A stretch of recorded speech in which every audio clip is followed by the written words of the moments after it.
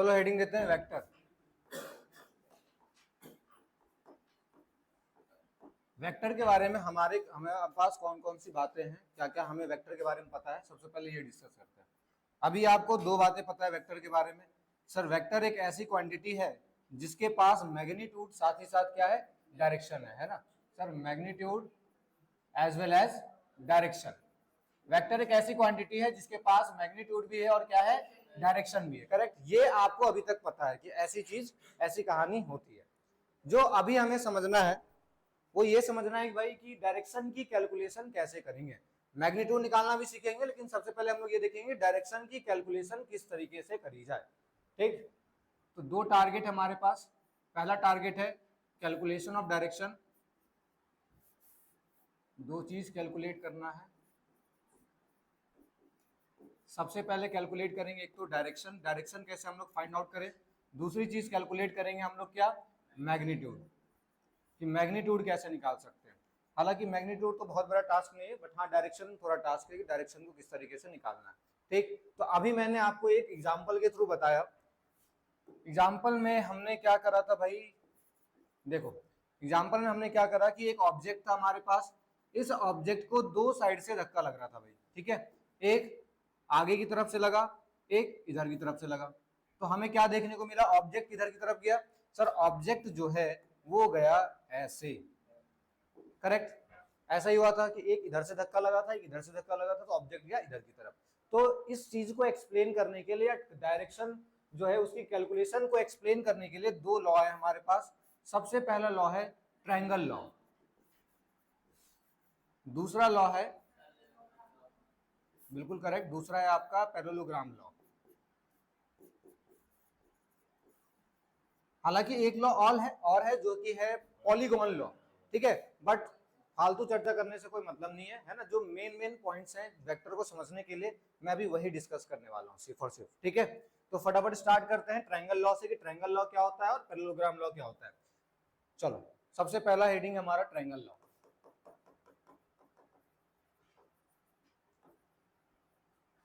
देखो triangle law क्या होता है। ट्रायंगल लॉ में इन्होंने सबसे पहले condition they the.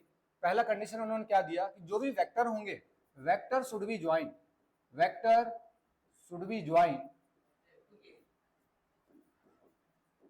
Bye head to tail. ठीक है, यहां मैंने क्या लिख दिया, हेड टू टेल। अब यहां से हो गए सारे कंफ्यूज कि हेड क्या होता है सर, टेल क्या होता है। तो फटाफट मैं आपको एक बात बता देता हूं कि वेक्टर को ना हम लोग इस तरीके से रिप्रेजेंट करते हैं, ये एक एरो की तरह। और इस एरो का ये जो आगे वाला पार्ट है इसे हम लोग कहते हैं हेड। ठीक है, और ये जो पीछे वाला पार्ट है इसे हम लोग क्या कहते हैं, टेल।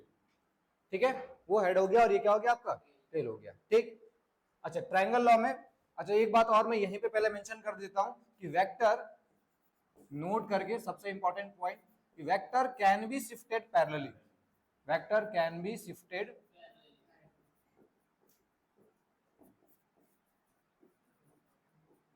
मतलब क्या हो गया, vector can be shifted parallelly का मतलब हो गया कि मान लो एक ये वेक्टर है इस तरीके से, तो आप इसको उठा करके, है ना, आप इसको उठा करके ऊपर भी ले जा सकते हो, नीचे भी ले जा सकते हो। ठीक है, आगे भी ले जा सकते हो, पीछे भी ले जा सकते हो, लेकिन जब भी ले जाओगे कैसे ले जाओगे, पैरेलली। समझ गए, या तो ऊपर नीचे होगा या तो आगे पीछे होगा। आप इसको कभी कैसा नहीं कर सकते हो, आप इसको ऐसे टेढ़ा नहीं कर सकते हो, ये गलत हो जाएगा। समझ रहे बात को, इसको ऐसे टेढ़ा कर दिया या ऐसे कर दिया, ये चीज नहीं कर सकते हो।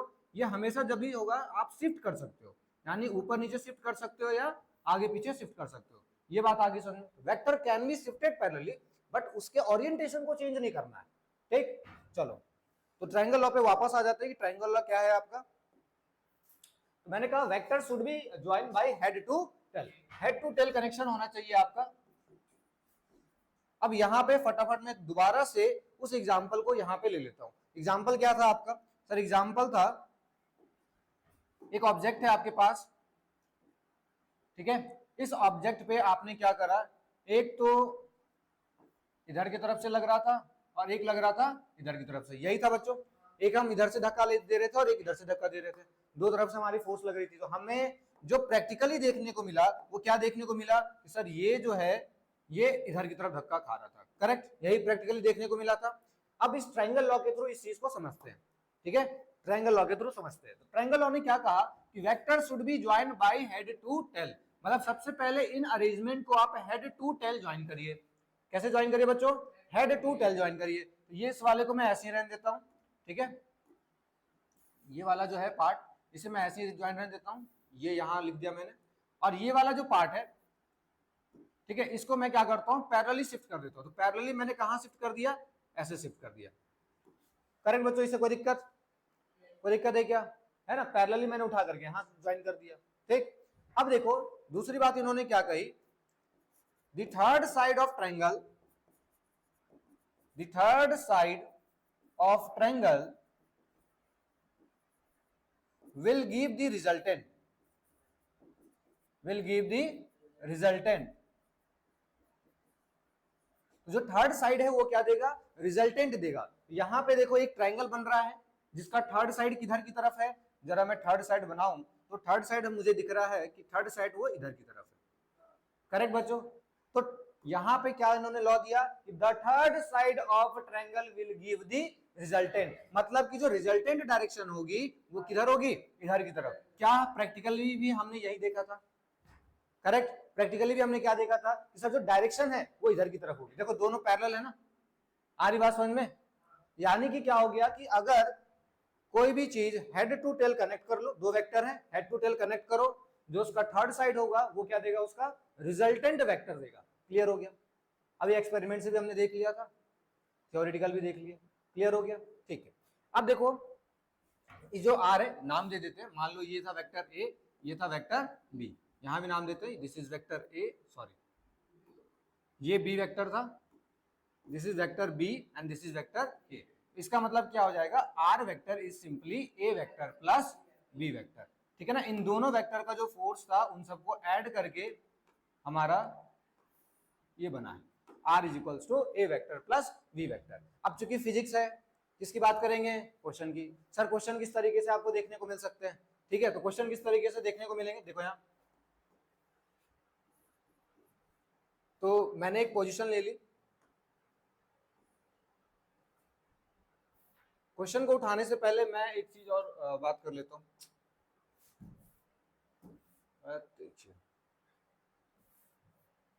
क्वेश्चन को उठाने से पहले एक चीज और मैं बात कर लूंगा। चलो क्वेश्चन दे ही देते हैं फिर बात करेंगे। तो क्वेश्चन में क्या है आपका कि मान लो,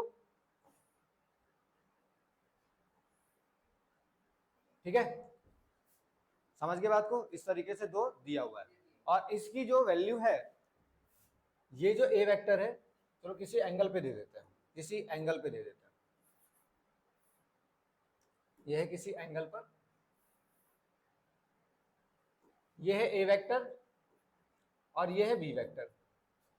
ठीक है बच्चों, एक है ए वेक्टर और दूसरा है बी वेक्टर। आपसे कहा जा रहा है कि जो ए वेक्टर है बच्चों वो है 2i cap plus 3j cap plus 5k cap, और जो बी वेक्टर है वो है 3i cap plus 2j cap plus 3k cap. ठीक है, तो आपसे क्वेश्चन क्या है, फाइंड द रिजल्टेंट वेक्टर,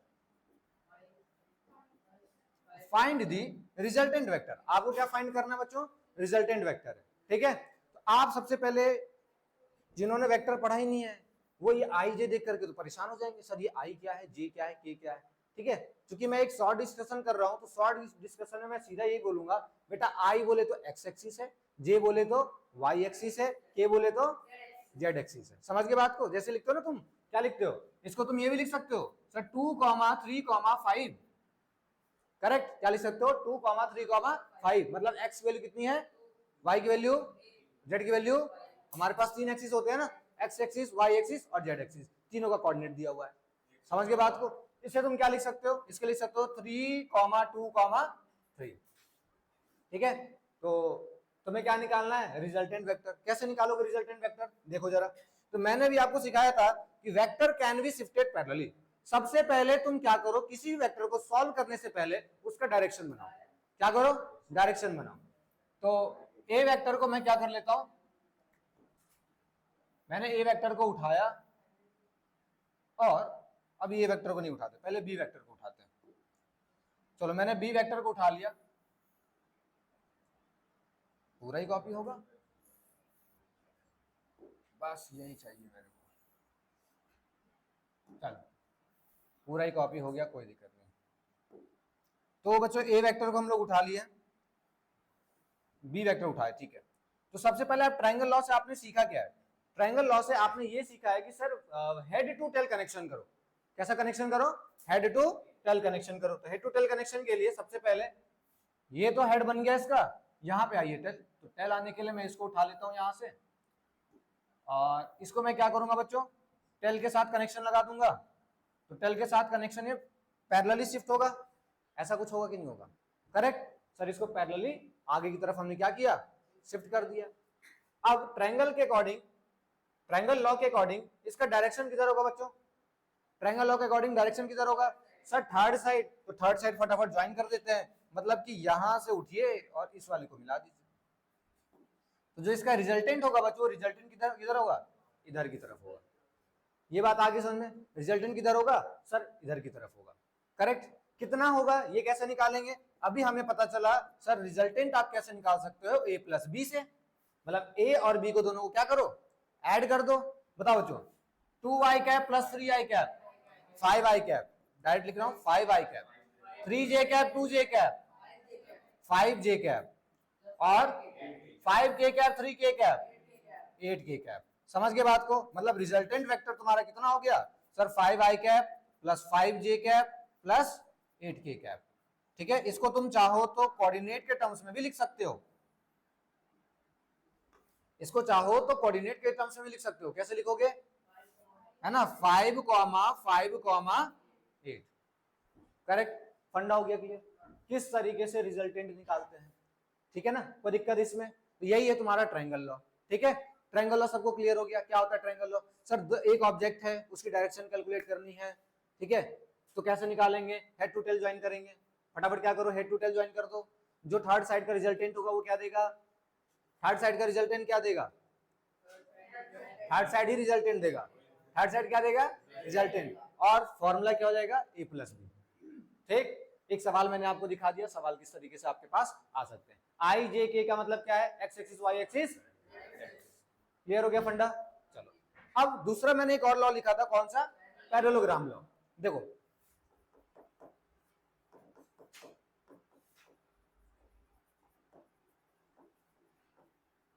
तो जरा पैरेललोग्राम लॉ क्या कहता है। जैसे ट्रायंगल लॉ में हमने बात करा कि कनेक्शन कैसा होना चाहिए, हेड टू टेल होना चाहिए, बस ये कनेक्शन डिफरेंट करेगा। ठीक है, बताएगा ये भी क्या? रिजल्टेंट। समझ गए? क्या बताएगा ये? रिजल्टेंट बताएगा। तो फटाफट से कर लो जरा। तो ठीक है भाई, ए वेक्टर था, वही वही केस मैं उठा के ला रहा हूं, है ना, इसी केस को हम लोग दोबारा कर रहे हैं। ठीक है, देखते हैं हमारा रिजल्ट सेम आता है या नहीं आता है। तो एक ऑब्जेक्ट था अपने पे, जिसके ऊपर दो तरह की फोर्सेस लग रही थी। एक तो लग रहा था सर इस तरीके से आगे की तरफ, और एक लग रहा था ऐसे। करेक्ट। तो हमने प्रैक्टिकली क्या देखा, और ट्रायंगल लॉ से भी हमने क्या सीखा कि ये किधर की तरफ जा रहा था? ऐसे जा रहा था। करेक्ट। चलो, तो पैरेललोग्राम को समझते हैं। ये तो आपका एक एक्सपेरिमेंट है जो हमने देखा है, जिसके थ्रू हम सारी चीजें समझना चाह रहे हैं। इसको साइड पर। तो पैरेललोग्राम लॉ क्या कहता है? ये एक ही बात इसने कही, मतलब सिंपल सी बात, vector should be join, vector should be join by tail to tail. ठीक है ना, कनेक्शन कैसा होना चाहिए बच्चों? टेल टू टेल कनेक्शन होना चाहिए। करेक्ट। तो उठा लेते हैं एक वेक्टर को, जो भी आपका एक वेक्टर था इस तरीके से था। अब मैंने आपको बताया vector can be shifted parallelly, तो इसको उठा करके पैरेलली शिफ्ट कर दो। चलो फटाफट पैरेलली शिफ्ट करते हैं। उठा लिया इसको, चलो भाई पैरेलली शिफ्ट कर दिए।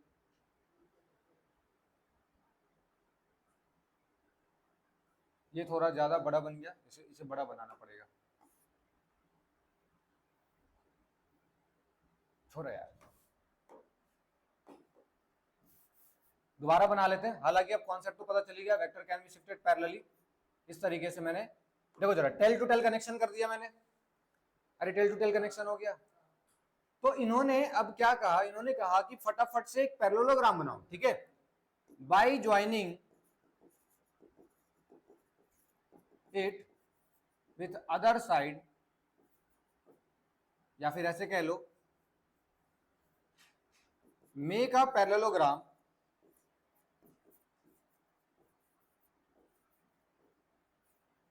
by using these vector, ठीक है, and join the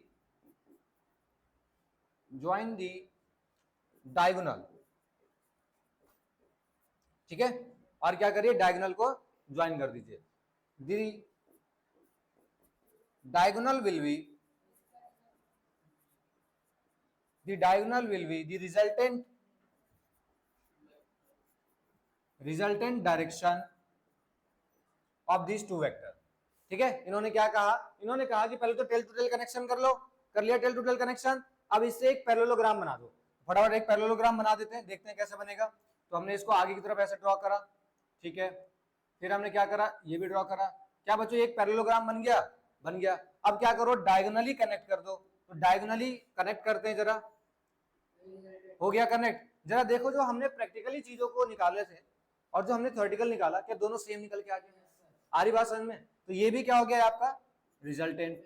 अगर आपका ये वाला वी वेक्टर था, ये वाला आपका ए वेक्टर था, तो अगेन आप क्या कहोगे, sir R vector is simply A vector plus V vector.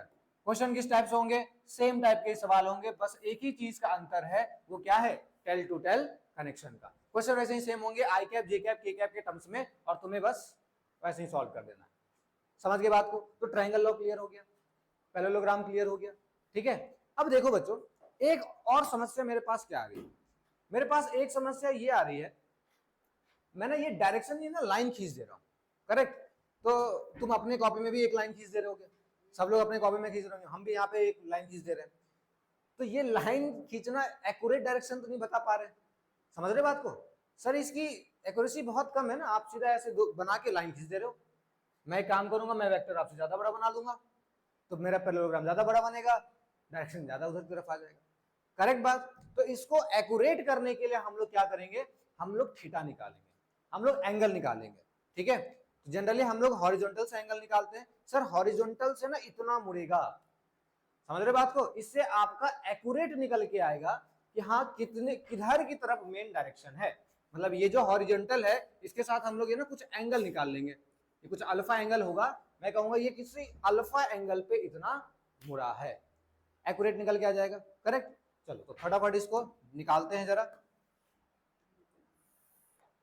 ये डेरिवेशन तुम लोग के पेपर में आ जाता है, नाम है इसका एनालिटिकल ट्रीटमेंट ऑफ वेक्टर.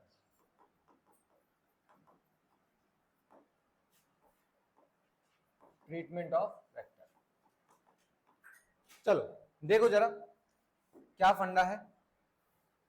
तो हमारे पास एक वेक्टर है इस तरीके से, और एक वेक्टर है इस तरीके से. ठीक है, एक का नाम है ए वेक्टर और एक का नाम है बी वेक्टर. समझ गए बात को? एक है ए वेक्टर, एक है बी वेक्टर, और इन दोनों के बीच का एंगल मुझे गिवन है, ये एंगल है थीटा. ठीक है, दो वेक्टर है, एक इधर की तरफ लग रहा है, एक इधर की तरफ लग रहा है, और इनके बीच का एंगल कितना है, थीटा है. समझ के बात को? तो मुझे अगर नेट डायरेक्शन निकालना होगा, मैं कैसे निकालूंगा? सर एक पैरेललोग्राम बना दो. क्या करोगे, क्या करेंगे बच्चों? बना देते हैं फटाफट से.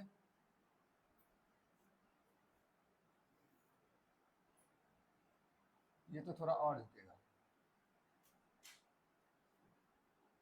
बन गया पैरेललोग्राम. अब रिजल्टेंट के लिए क्या करेंगे? सर डायगोनली कनेक्ट कर दो. जैसे ही डायगोनल कनेक्ट करोगे, आपका रिजल्टेंट वेक्टर निकल के आ जाएगा. कर दिया कनेक्ट, ये आपका रिजल्टेंट निकल के आ गया. लेकिन आपको क्या फाइंड आउट करना है? आपको फाइंड आउट करना है कि सर ये ना किसी हॉरिजॉन्टल से ना अल्फा एंगल पर होगा. करेक्ट. अगर मुझे अल्फा पता चल जाए तो मैं एक्यूरेट डायरेक्शन बता सकता हूं. ठीक है ना? तो फटाफट निकालने की कोशिश करते हैं. कैसे निकालेंगे? तो मैं एक काम करता हूं, इसको निकालने के लिए मैंने क्या करा भाई, एक परपेंडिकुलर लाइन ड्रॉ कर ली. यहां से एक परपेंडिकुलर लाइन ड्रॉ कर दी और इन दोनों को भी मिला दिया. ठीक है, इन दोनों को भी क्या करा हमने, मिला दिया. वो एक परपेंडिकुलर लाइन है, ये है 90 डिग्री. बच्चों मेरा आपसे ये सवाल है, अगर ये वाला पूरा एंगल थीटा था, ठीक है, तो क्या ये वाला भी पूरा एंगल थीटा ही होगा? करेक्ट, दोनों एंगल क्या होंगे? थीटा होंगे। अगर बच्चों ये वाला वेक्टर आपका वी वेक्टर था, तो ये वाला भी वेक्टर क्या होगा? वी वेक्टर होगा। करेक्ट बात, ये वाला वेक्टर कौन सा होगा? वी वेक्टर होगा। और तो पता नहीं सर, और कुछ पता है क्या? नहीं, और हमें कुछ भी नहीं पता है। ऊपर वाला तो यही वेक्टर होगा, बस मुझे अभी फिलहाल इतना ही पता है कि ए अगर वी है तो ऐसा होगा। मैं नाम दे देता हूं, यहां पे ए, ये पॉइंट है बी, और ये पॉइंट है सी। ठीक है बच्चों, मैं लिख रहा हूं इन ट्रायंगल ए बी सी, मुझे ए बी की वैल्यू फाइंड आउट करनी है। मुझे किसकी वैल्यू फाइंड आउट करनी है? ए बी की, और एक तरफ बी सी की। मैं एक काम करता हूं, ए बी की वैल्यू मैं कैसे फाइंड आउट कर सकता हूं? तो ये थीटा के लिए सामने वाला परपेंडिकुलर होता है, तो मैंने लिख दिया साइन थीटा। साइन थीटा का फॉर्मूला क्या होता है बच्चों? Perpendicular upon hypotenuse. तो इसके लिए परपेंडिकुलर कौन सा? ए बी, और हाइपोटेनस कौन सा? ए सी। हाँ वही बी वेक्टर। यानी कि ए बी की वैल्यू कितनी निकल के आ गई यहां से? Sir B sine theta. Correct, A B की वैल्यू कितनी निकल के आ गई? Sir B sine theta. Similarly मैं इस BC की वैल्यू निकालना चाहता हूं, तो इस BC की वैल्यू मैं कैसे निकाल सकता हूं? मैं लिखूंगा cos theta is equals to base by hypotenuse. Base क्या हो जाएगा बच्चों? BC, हाइपोटेनस क्या हो जाएगा? B, यानी यहां से BC कितना निकल के आ गया बच्चों? B cos theta. क्लियर हो गया? सर BC भी कितना निकल के आ गया? B cos theta. ठीक है, तो ये वाली जो चीज है मैं लिख दे रहा हूं, अब ये वाली चीज हो गई आपकी बी साइन थीटा, और ये वाली चीज हो गई आपकी B cos theta. Correct, correct है सर, कोई दिक्कत नहीं है। यहां पे मैं नाम ले रहा हूं, इसका नाम है ओ। मैंने लिखा इन ट्रायंगल ए बी ओ। ठीक है ना, कौन सा ट्रायंगल मैंने लिया है? In triangle A B O. A B O कौन सा ट्रायंगल है जरा देखेंगे फटाफट। सर ए बी ओ तो ये वाला ट्रायंगल है, यहां से चलो इसको पकड़ो, और ये यही है बच्चों ए बी ओ। तो ए बी ओ में मैं लिखना चाह रहा हूं tan अल्फा। क्या लिखना चाह रहा हूं मैं? tan alpha. तो tan अल्फा मेरा क्या होता है? परपेंडिकुलर अपॉन में बेस। इस अल्फा के लिए परपेंडिकुलर कितना है? b sin theta. हमने लिख दिया b sin थीटा। इस अल्फा के लिए बेस कितना है? Good one, a plus B cos theta. यानी यहां से आपको पता चल गया कि tan अल्फा की वैल्यू कितनी हो गई? b sin theta upon a plus B cos theta. तो यही निकल के आ गया तुम्हारा क्या? एंगल। अब इसको सुन करके जो 10th वाले हमारे बच्चे हैं उनका दिमाग तो बुरा हिल जाएगा, सर आपने tan अल्फा निकाला है ना, अल्फा की वैल्यू थोड़ी निकाली बेटा, यही है अल्फा की वैल्यू। यहां से तुम लिख सकते हो alpha is equal to tan inverse. लेकिन जब भी तुम्हें ऐसा निकालना हो ना, तुम लोग के लिए मैं बता रहा हूं, जब भी तुम्हें ऐसा बोलो ना कि एंगल निकाल के बताओ, तो हमेशा तुम्हें किसकी वैल्यू निकालनी होती है? tan अल्फा की। किसकी वैल्यू निकालनी होती है? tan अल्फा की। समझ गए बात को? किसकी वैल्यू निकालोगे? tan अल्फा निकाल दोगे। ठीक है, वहां से आ जाएगा तुम्हारा। तुम बस तुम्हें इतना ही बताना कि सर इतना tan अल्फा इतना है। हालांकि इसको तुम और मॉडिफाई करके क्या लिख सकते हो, इसको और ढंग से लिखोगे तो ये लिखाएगा अल्फा इक्वल्स टू, हालांकि ये इक्वेशन देख करके डर मत जाना, tan inverse b sin theta upon में a plus B cos theta. Alpha की वैल्यू हो गई tan inverse b sin theta upon में a plus B cos theta. दोनों सेम बातें लिखी हुई है, देख के डरना नहीं है।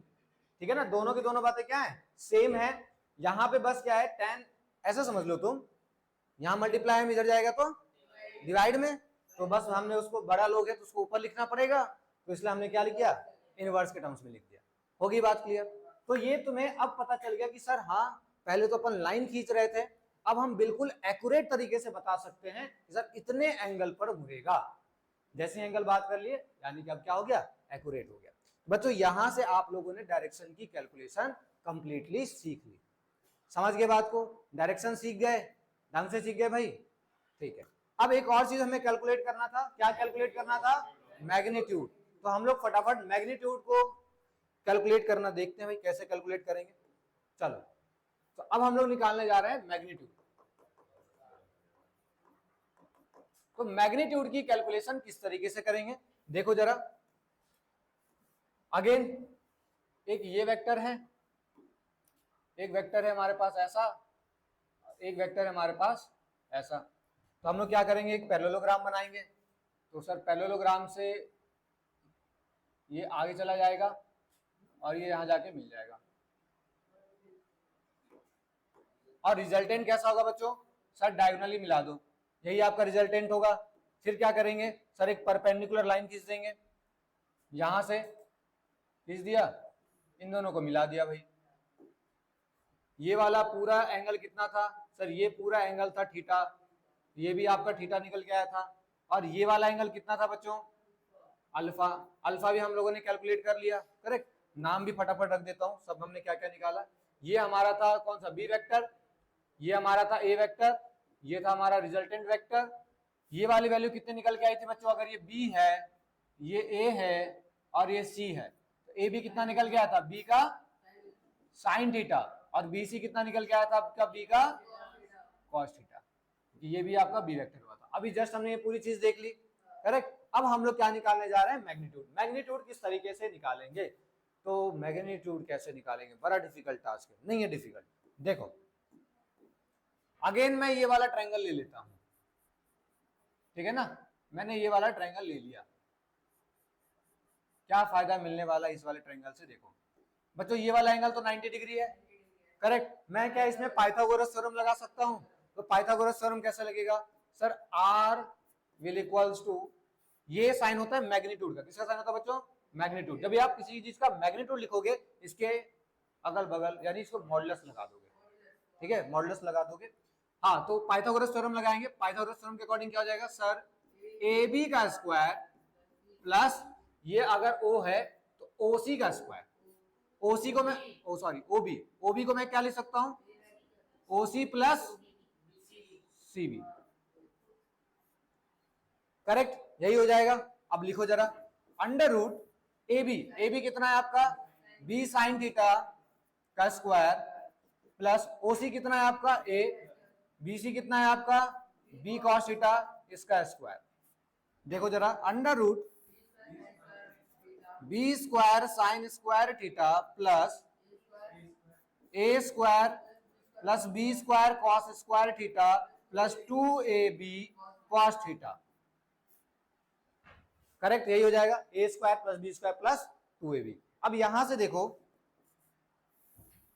मैंने क्या किया, B square sine square theta और B square cos square theta, इससे मैंने बी स्क्वायर को कॉमन ले लिया, अंदर क्या बचा, sign square theta plus cos square theta, बाकी क्या बचा भाई, ए स्क्वायर और 2ab कॉस थीटा। बच्चों आप सब 10 से पढ़ के आए हो, आप सबको पता होगा sign square theta plus cos square theta कितना होता है, 1 होता है। तो ये वैल्यू हो गई आपकी 1, ये वैल्यू हो गई 1। तो यहां से जो रिजल्टेंट का वैल्यू निकल के आया मैग्नीट्यूड, वो कितना निकल के आया, under root A square plus B square plus 2ab cos theta. समझ आ गया, तो ये आपने मैग्नीट्यूड निकालना सीख लिया, कैलकुलेशन करना भी सीख लिया, कैसे आप डायरेक्शन की कैलकुलेशन कर सकते हो, है ना। फिर आपने क्या सीख लिया, मैग्नीट्यूड निकालना भी सीख लिया, बात आ गई समझ में, ठीक है ना। तो ये था वेक्टर, ये तो बहुत ही बेसिक बातें थी जो हो गई। अब इसी में थोड़े बहुत और ऑपरेशंस हैं जो कि हम आगे अब पढ़ने जा रहे हैं, ठीक है। तो यहां तक फंडा क्लियर हो गया ना, this is all about basics, ये ढंग से आपका क्लियर हो गया, तो अब आगे बढ़ सकते हैं, ठीक है। अब अलग अलग टाइप के जितने ऑपरेशंस हमें पढ़ने हैं पढ़ लेते हैं फटाफट। चलो, तो दूसरा जो मैं आपको पढ़ाने जा रहा हूं वो पढ़ाने जा रहा हूं कॉम्पोनेंट ऑफ वेक्टर। क्या पढ़ाने जा रहा हूं, कॉम्पोनेंट ऑफ वेक्टर। अब नाम देखो क्या है, कॉम्पोनेंट ऑफ वेक्टर।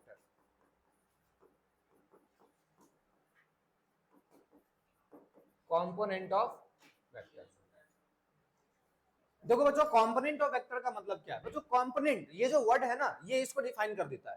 कंपोनेंट का मतलब क्या होता है, पार्ट।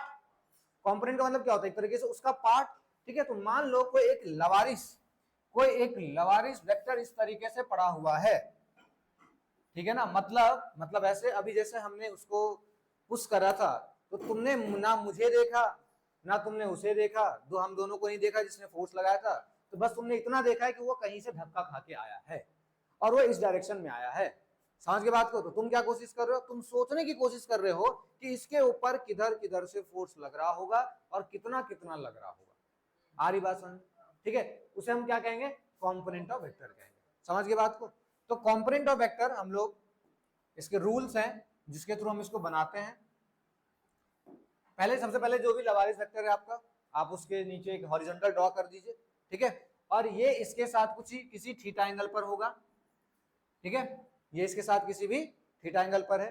तो बेस पे या बेस या किसी भी कहो जिस पे आपका ये थीटा बना हुआ है, तो वहां पे आपका एक कंपोनेंट होगा, उस कंपोनेंट का नाम होगा, अगर ये ए वेक्टर है तो इसका नाम हो जाएगा ए कॉस थीटा, और वही इसके बिल्कुल परपेंडिकुलर 90 डिग्री पे एक ऊपर उठेगा जिसका नाम क्या हो जाएगा, ए साइन थीटा। समझ गए बात को? थीटा वाले के लॉन्ग होगा कॉस थीटा और इधर वाले पे साइन थीटा। अगर मान लो यही वेक्टर ऐसा दिया होता, ठीक है, और जो एंगल है एंगल यहां से दिया होता आपको, भाई ये वाला एंगल क्या है आपका, थीटा है, तब कैसे बनाते? तो सर ये वाला जो है ये हो जाता आपका ए का कॉस थीटा, ये आपका अगर ए है तो, और इसके इधर वाला क्या हो जाता आपका ए का साइन थीटा। समझ के बात को? तो थीटा के अलाउंग जो होगा उसे हम क्या कहेंगे, कॉस थीटा। अरे बिल्कुल सही है, तुम चाहो तो इसको इस मैग्नीट्यूड में रख करके प्रूव करके देख सकते हो, ठीक है ना, रख करके देख सकते हो, वही आएगा। कैसे सर? जैसा अभी तुमने देखा ना, रिजल्टेंट जो है वो किसके इक्वल होता है, ये ए स्क्वायर बी स्क्वायर कर लोगे, करेक्ट? ठीक है, करके देखते हैं। हाँ, ये एक बात और बता दूं, इनके बीच में कितने का एंगल है, 90 डिग्री, ठीक है ना, और ये थीटा जो है कॉस थीटा, ये कॉस थीटा कौन सा है बच्चों, ये थीटा, यानी इन दोनों के बीच का एंगल है, करेक्ट? यहाँ इन दोनों के बीच का एंगल कितना है, 90 डिग्री। चलो मैं निकाल के देखता हूँ, तो मुझे रिजल्टेंट निकालना है, तो रिजल्टेंट तो सर कैसे निकलेगा, under root A square plus B square plus 2ab cos theta है। यहाँ पे ए स्क्वायर कितना है बच्चों, ए साइन थीटा है, तो मैंने लिखा ए साइन थीटा का स्क्वायर प्लस बी स्क्वायर कितना है आपका, ए कॉस थीटा का मैंने लिखा स्क्वायर, प्लस क्या है बच्चों, 2a sine theta A cos theta into cos theta. कौन सा थीटा है ये होगा इन दोनों वेक्टर के बीच का एंगल, इन दोनों वेक्टर के बीच में कितना एंगल है, 90 डिग्री, तो रखोगे सर cos 90 डिग्री। cos 90 की वैल्यू कितनी होती है, 0, यानी ये पूरा टर्म कितना हो गया, 0। बचा क्या सर, ये बचा A square sine square theta plus A square cos square theta. यहां से आप क्या करोगे, अंडर रूट ए स्क्वायर को common, sine square theta plus, और sine square theta plus cos theta कितना होता है 1, यानी कि ये वैल्यू कितनी आ गई, ए। रिजल्टेंट का मैग्नीट्यूड कितना आ गया आपका, ए। क्या यही है? समझ रहे बात को? कितना है, यही है क्या? हाँ सर यही है। तो ये एक्चुअल में इसके क्या है, कंपोनेंट ऑफ वेक्टर है। फंडा हो गया समझ में? तो कंपोनेंट ऑफ वेक्टर भी ढंग से क्लियर हो गया। अब देखो इस कंपोनेंट ऑफ वेक्टर से सर फायदा क्या है, सवाल देखो, जब भी हम कुछ करेंगे तो कुछ ना कुछ तो फायदा मिलना चाहिए ना भाई। तो इस कंपोनेंट ऑफ वेक्टर से सर हमें फायदा क्या मिला, क्या फायदा है, देखो फायदा क्या है, देखो देखो जरा फायदा क्या है, जरा यहाँ देखो, फायदा देखे मजा आ जाएगा। मैं इसे हटा देता हूं, इसे भी हटा देता हूं, ठीक है बच्चों। अब देखो जरा, यहां पे मेरे पास एक वेक्टर पड़ा हुआ है, काम करते हैं रेड से देखते हैं। हाँ, यहां पे मेरे पास एक वेक्टर पड़ा हुआ है जिसकी वैल्यू कितनी है, b, और ये हॉरिजॉन्टल साथ कितना एंगल बना रहा है, थीटा। तो यानी इसके इधर वाला कंपोनेंट क्या होगा बच्चों, b का cos थीटा, और इसके जो ऊपर वाला जो कंपोनेंट होगा है ना, इसके जो बिल्कुल परपेंडिकुलर वाला कंपोनेंट होगा वो कितना होगा, b का, और vector can be shifted parallelly, तो इसको उठा करके यहां शिफ्ट कर दोगे, जैसे ही शिफ्ट करोगे तो इसकी वैल्यू कितनी हो जाएगी। समझ गए बात को? तुम डायरेक्ट कंपोनेंट ऑफ वेक्टर से ये वाली चीज बता सकते थे और इसको सॉल्व कर सकते थे। तुम्हें कोई वो जो हमने इससे पहले लगाया था ना, ये वाली चीजें, सर साइन थीटा ये हुआ तो A B equals to B sine theta या बी कॉस थीटा, तुम डायरेक्ट लगा देते, सर ये बी है, इसके अलॉन्ग वाला बी कॉस थीटा, इसके ऊपर वाला B sine theta, that's it. समझ गए बात को? तो कंपोनेंट ऑफ वेक्टर काफी ज्यादा जरूरी है।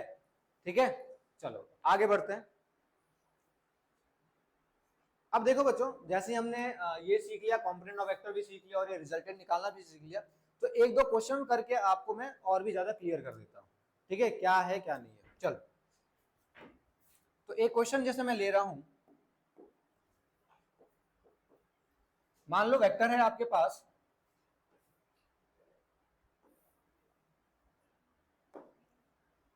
परपेंडिकुलर नहीं लेता हूं, अलग अलग डायरेक्शन ले लेता हूं। एक ऐसे है और ये एक ऐसे।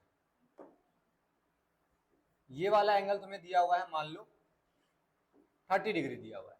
ठीक है, ये वाला एंगल कितना दिया हुआ है? 30 डिग्री। और आपसे पूछा गया ये जो ए वेक्टर है ये आपको दिया हुआ है, मान लो 3 यूनिट दिया हुआ है, और बी जो है ये भी दिया हुआ है 3 यूनिट। आपसे कहा जा रहा है find the resultant vector, find the resultant vector. तो मुझे रिजल्टेंट वेक्टर निकाल के बताइए, यानी कि मुझे डायरेक्शन भी बताइए और दूसरी चीज मुझे मैग्नीट्यूड भी बताइए। करेक्ट। चलो इसके लिए चलो मैं आपको समय देता हूं, कितने सेकंड का दूं बच्चों? 1 मिनट दे दूं पूरा पूरा? चलो 1 मिनट मैंने पूरा पूरा दे दिया। चलो करो जरा, करो।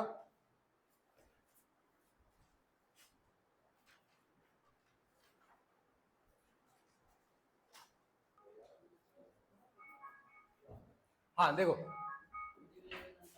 कैसे निकालेंगे। तो सबसे पहले क्या करोगे बच्चों, सबसे पहले तो रिजल्टेंट निकाल लो। ठीक है ना, रिजल्टेंट सर किस डायरेक्शन में होगा ये निकाल लेते हैं फटाफट।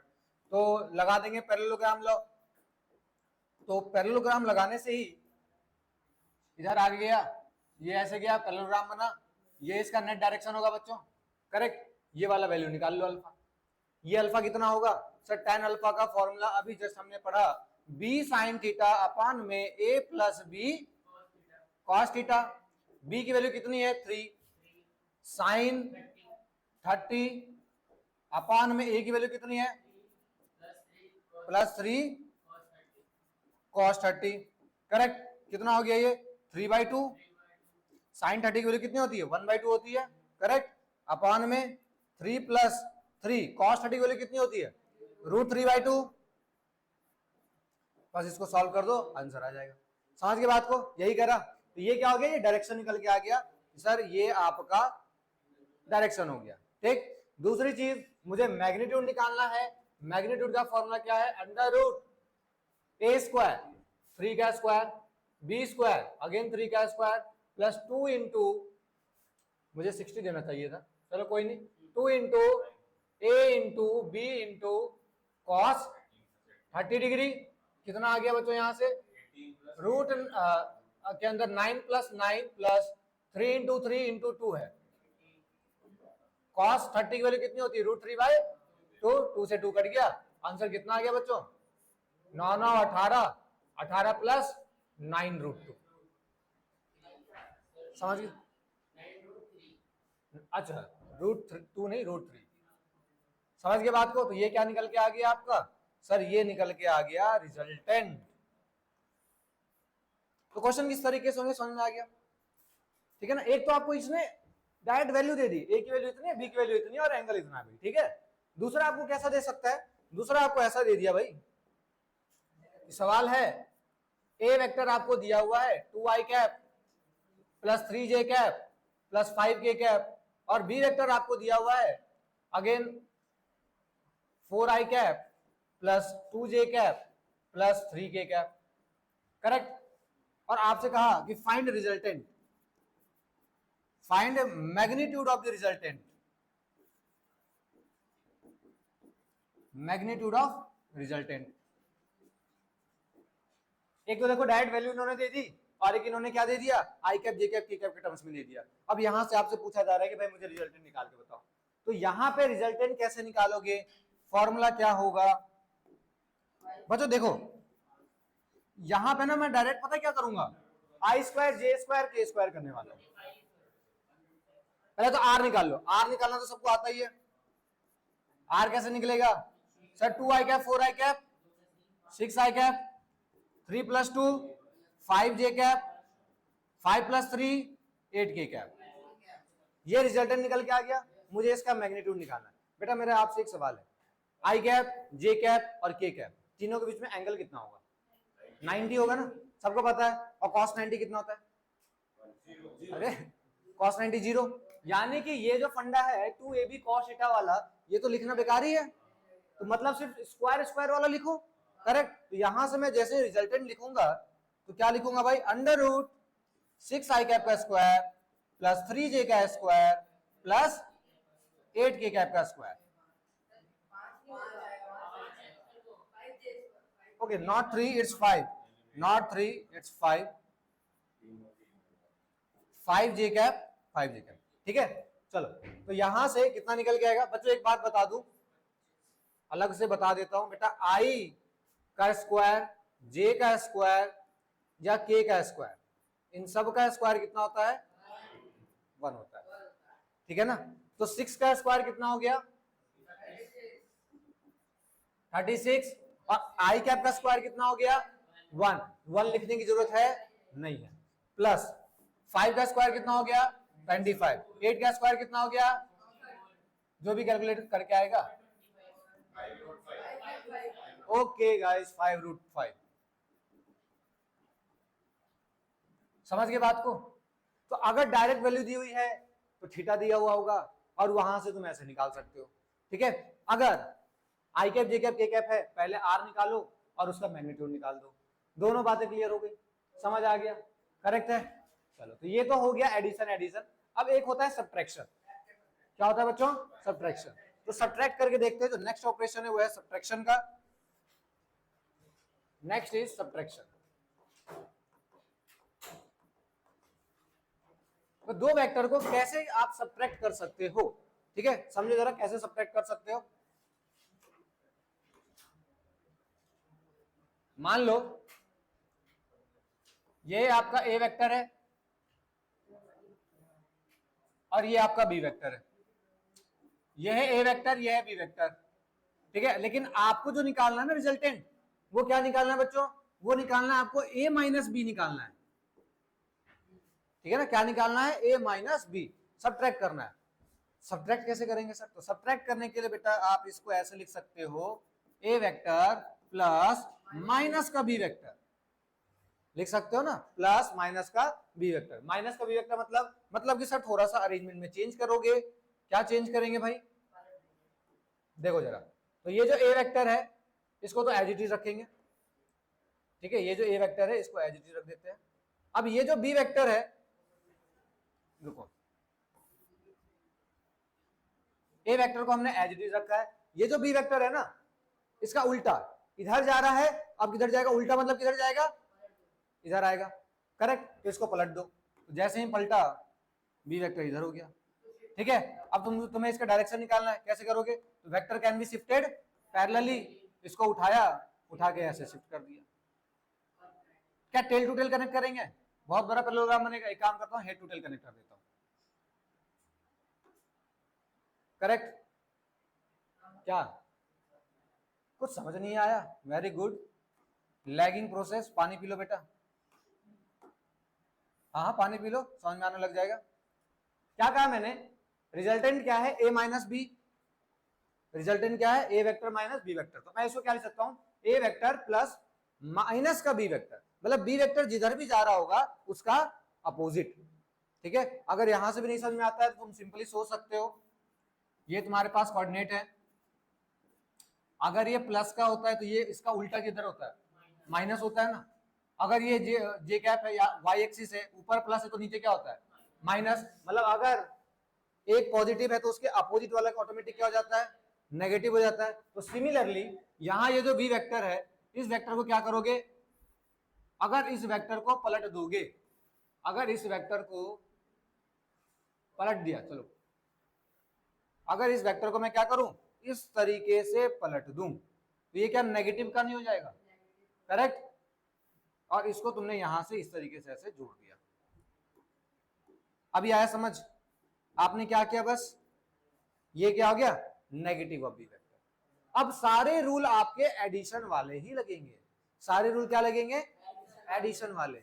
बस क्या हो जाएगा? तुम्हें पैरेललोग्राम बनाना है, बना दो पैरेललोग्राम। लो भाई, तो इसके पैरेलल ये आया,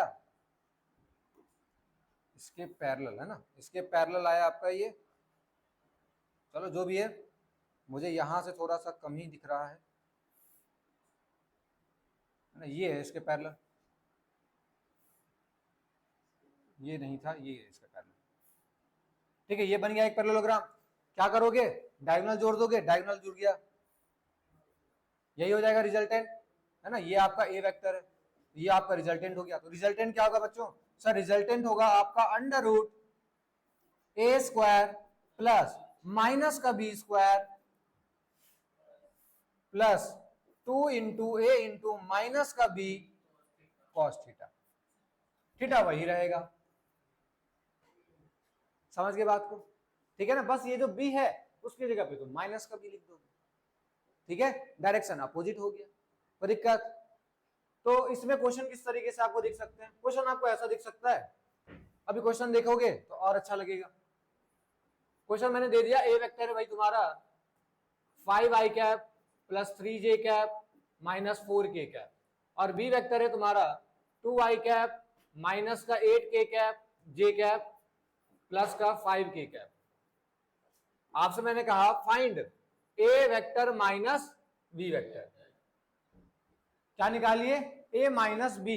मुझे इसका मैग्नीट्यूड बताओ, ए माइनस बी का मैग्नीट्यूड कैसे निकालोगे, सर सिंपल, क्या करोगे भाई, सर ए माइनस बी निकालना है ना आपको, मतलब कि ए वेक्टर माइनस बी वेक्टर, इसको मैं आर लिख देता हूं, तो आर क्या हो जाएगा, ए माइनस बी, मतलब 5i cap plus 3j cap minus 4k cap में हम लोग माइनस कर रहे होंगे 2i कैप माइनस का 8j कैप प्लस का 5k कैप, तो 5i cap plus 3j cap minus 4k cap minus का 2i कैप प्लस का 8j कैप और माइनस का 5k कैप, तो कितना आ गया बच्चों, 5 minus 2 3i cap, 3j cap 8j cap 11j cap minus का 4 कैप माइनस का 5k कैप, कितना हो गया, माइनस का 9k कैप। मुझे इसका मैग्नीट्यूड निकालना था, तो मैग्नीट्यूड कैसे निकलेगा बच्चों, अंडर रूट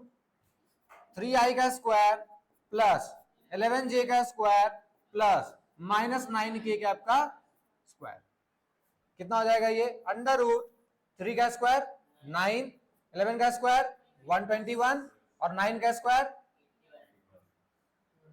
आई बात समझ में। तो सारी चीजें एज इट इज ही रहेंगी, बस बी के जगह माइनस का बी पुट करोगे, और यहां पे अगर, और यहां तो तुम्हें समझ में ही आ गया, अरे यहां तो समझ में ही आ गया, माइनस करना था, माइनस करने नहीं आता क्या, दोनों को माइनस कर दिया, फंडा हो गया क्लियर, यहां तक सारे बताएंगे क्लियर।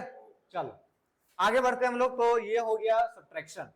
अब हम लोग क्या सीखेंगे, यूनिट वेक्टर। यूनिट वेक्टर हो गया, मैंने आई कैप जे कैप के कैप के टर्म्स में बता दिया।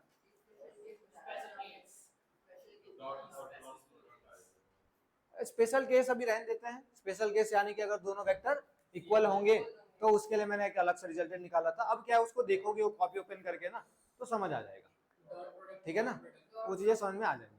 अब हम लोग मेनली बात करने वाले हैं dot product and cross product. देखो एडिशन की बात हो गई, सब्ट्रैक्शन की बात हो गई, अब मल्टीप्लिकेशन की बात कर लेते हैं, ठीक है ना। मल्टीप्लिकेशन में क्या होगा, दो तरह का प्रोडक्ट होगा, ठीक है ना। प्रोडक्ट में भी अब दो तरह का प्रोडक्ट है, देखो फटाफट। तो अब हम लोग बात कर रहे हैं मल्टीप्लिकेशन की। तो यहां बच्चों दो तरह के प्रोडक्ट होते हैं, मैं डिफरेंस लेके समझा रहा हूं। एक का नाम होता है बच्चों डॉट प्रोडक्ट, और एक का नाम है आपका क्रॉस प्रोडक्ट।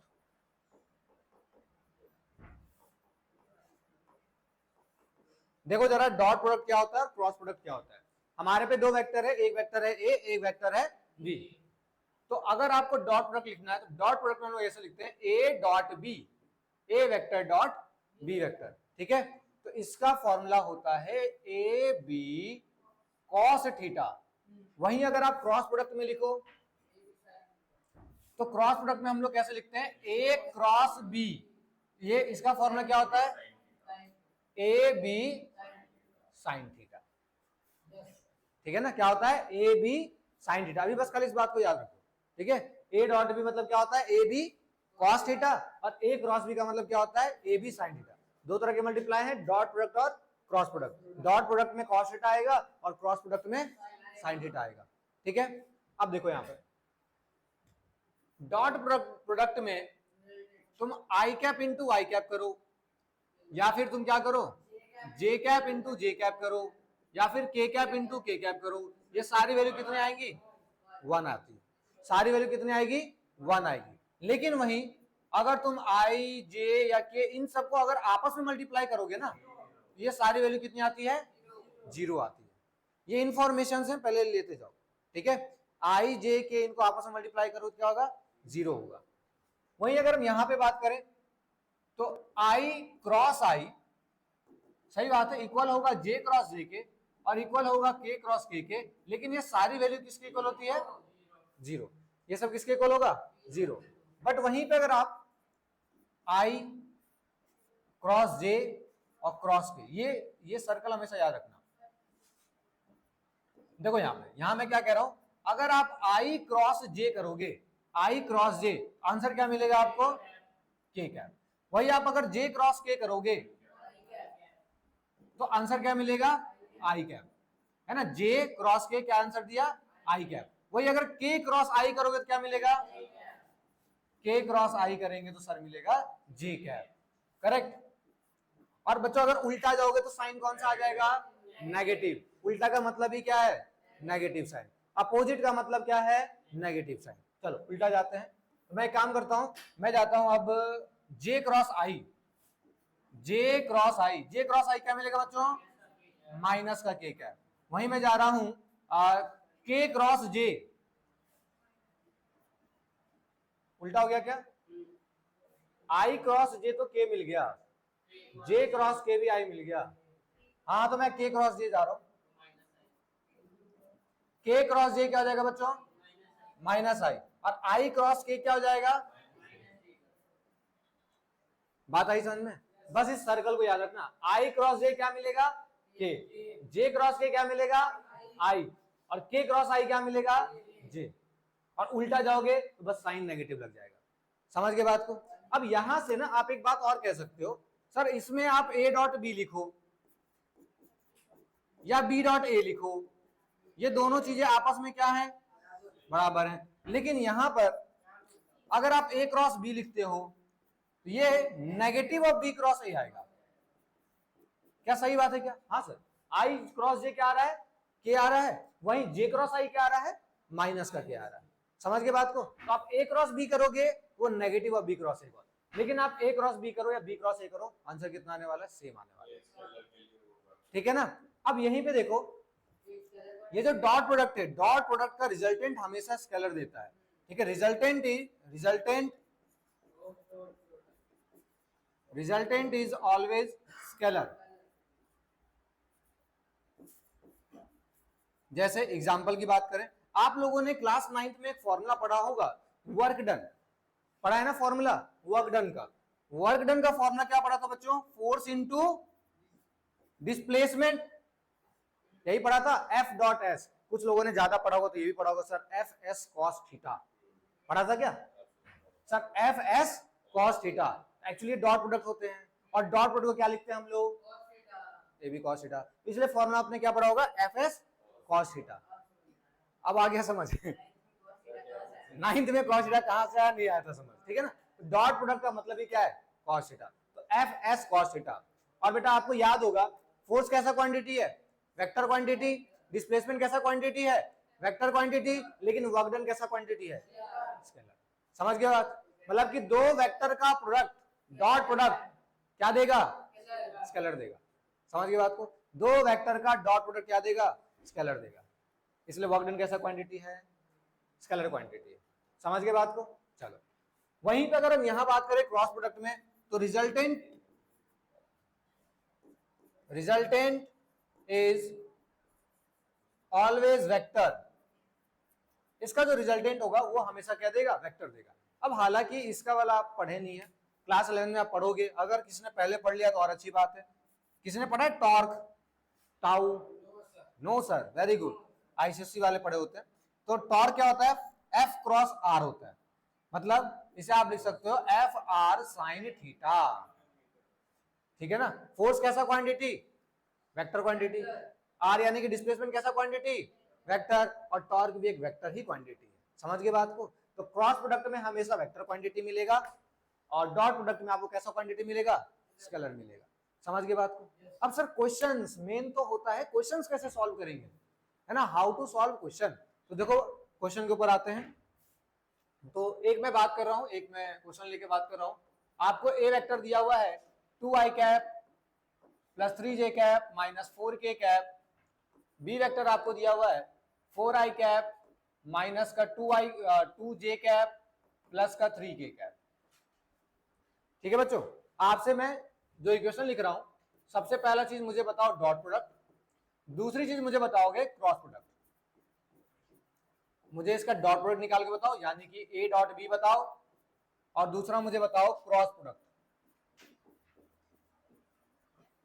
यानी कि क्या निकाल के बताओ, ए क्रॉस बी निकाल के बताओ। ठीक है, तो ए डॉट बी कैसे निकालेंगे सर, ए डॉट बी निकालने के लिए क्या करेंगे, 2i cap plus 3j cap minus का 4k कैप मल्टीप्लाई होगा 4i कैप माइनस का 2j कैप प्लस का 3k कैप। ठीक है ना, सारे बच्चे यहां ध्यान देंगे। ठीक है, तो ए डॉट बी में क्या करेंगे, दोनों को मल्टीप्लाई कर देंगे।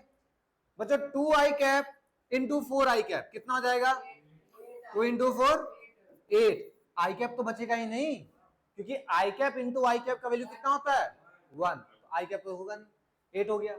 अब मेरा सवाल आप सबसे ये है, क्या 2i cap into 2j cap करेंगे, नहीं करेंगे। क्यों, क्योंकि सर i इंटू j क्या होगा, 0 होगा, तो लिखने से कोई फायदा है नहीं।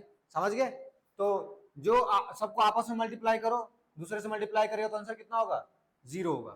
तो 3j कैप माइनस का 2j कैप कितना हो जाएगा, माइनस का 6 माइनस का 4k कैप प्लस का 3k कैप माइनस का 12।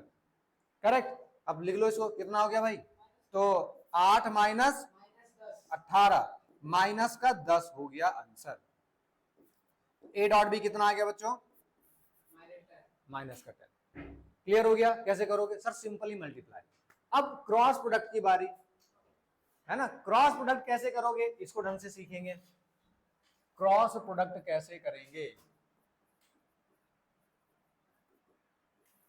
तो क्रॉस प्रोडक्ट करने के लिए सबसे पहले एक टेबल बनाओ, आई कैप जे कैप के कैप का।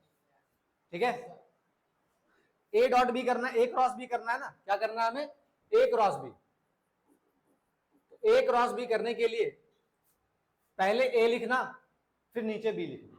पहले क्या लिखना बच्चों, ए, फिर नीचे क्या लिखना, बी। तो ए क्या है आपका 2 3 माइनस का 4, और बी क्या है 4 माइनस का 2 और 3 है। ठीक है, यही दिया हुआ है। ए क्या है 2i cap 3j cap minus का 4k कैप, और बी क्या है 4i cap minus 2j cap और प्लस का 3k कैप। ठीक है, अब क्या करेंगे, देखो फॉर्मूला क्या है। तो ए क्रॉस बी निकालने के लिए सबसे पहले आपको आई कैप लिखना होगा। ठीक है, क्या लिखोगे, आई कैप। अब आई कैप हम कैसे लिख सकते हैं, तो पीछे आ जाते हैं। सर आई कैप अगर आपको लिखना है तो आप मल्टीप्लाई कर दो जे कैप क्रॉस के कैप, जे कैप क्रॉस के कैप। करेक्ट, यही मल्टीप्लाई करोगे। यहां आ जाओ भाई, मल्टीप्लाई कर दो। क्या मल्टीप्लाई करेंगे सर, जे क्रॉस के। समझ गए बात को। या फिर बहुत लोग अपना दिमाग ज्यादा नहीं चलाना चाहते हैं, मैं तो कनेक्ट करने के लिए मैंने बता दिया है ना। बाकी तुम आसान तरीका क्या है, आई कैप का लिख रहे हो, आई छुपा लो भाई, जो बच गया उसको क्या करो, मल्टीप्लाई। कैसे मल्टीप्लाई करोगे, जे को के से। ठीक है, जे को के से। तो पहले ये पहले ए क्रॉस बी कर रहे हैं ना बच्चों, ध्यान देना, ए क्रॉस बी कर रहे हैं तो पहले ए वाला लिखेंगे, नहीं तो साइन उल्टा आ जाएगा, क्योंकि A cross B is negative of B cross है। तो पहले हम लोग क्या लिखेंगे, ऊपर से, यानी 3 इंटू 3, दैट इज लिख देता हूं ऐसे 3 इंटू 3 माइनस माइनस का 2 इंटू माइनस का 4, माइनस का 2 इंटू माइनस का 4। ये आई कैप में आ गया, जे क्रॉस आई। समझ गए बात को। इसके बाद मैंने लगा दिया प्लस का साइन। बहुत सारी बुक में तुमने क्या देखा होगा, माइनस का साइन, मैं प्लस का लगा के सॉल्व कर रहा हूं। ठीक है, देखो रिजल्ट सेम निकल के आएगा। अब मुझे क्या लिखना है, अब मुझे लिखना है जे कैप, मुझे क्या लिखना है, जे कैप। अब बच्चे हमारे जानते हैं सर जे कैप तो आप कैसे लिख सकते हो, सर जे कैप लिखने के लिए आपको करना पड़ेगा के क्रॉस आई, करेक्ट बात, क्या करना पड़ेगा, के क्रॉस आई। तो फटाफट उठाते हैं इसे, जे को ऐसे भी आपने छुपा लिया, क्या करोगे, के से आई को क्रॉस करोगे, मतलब पहले माइनस का 4 इंटू 4, ठीक है, क्या मल्टीप्लाई किया, माइनस का 4 इंटू 4 माइनस अगेन के क्रॉस आई, मैं बना दे रहा हूं के क्रॉस आई,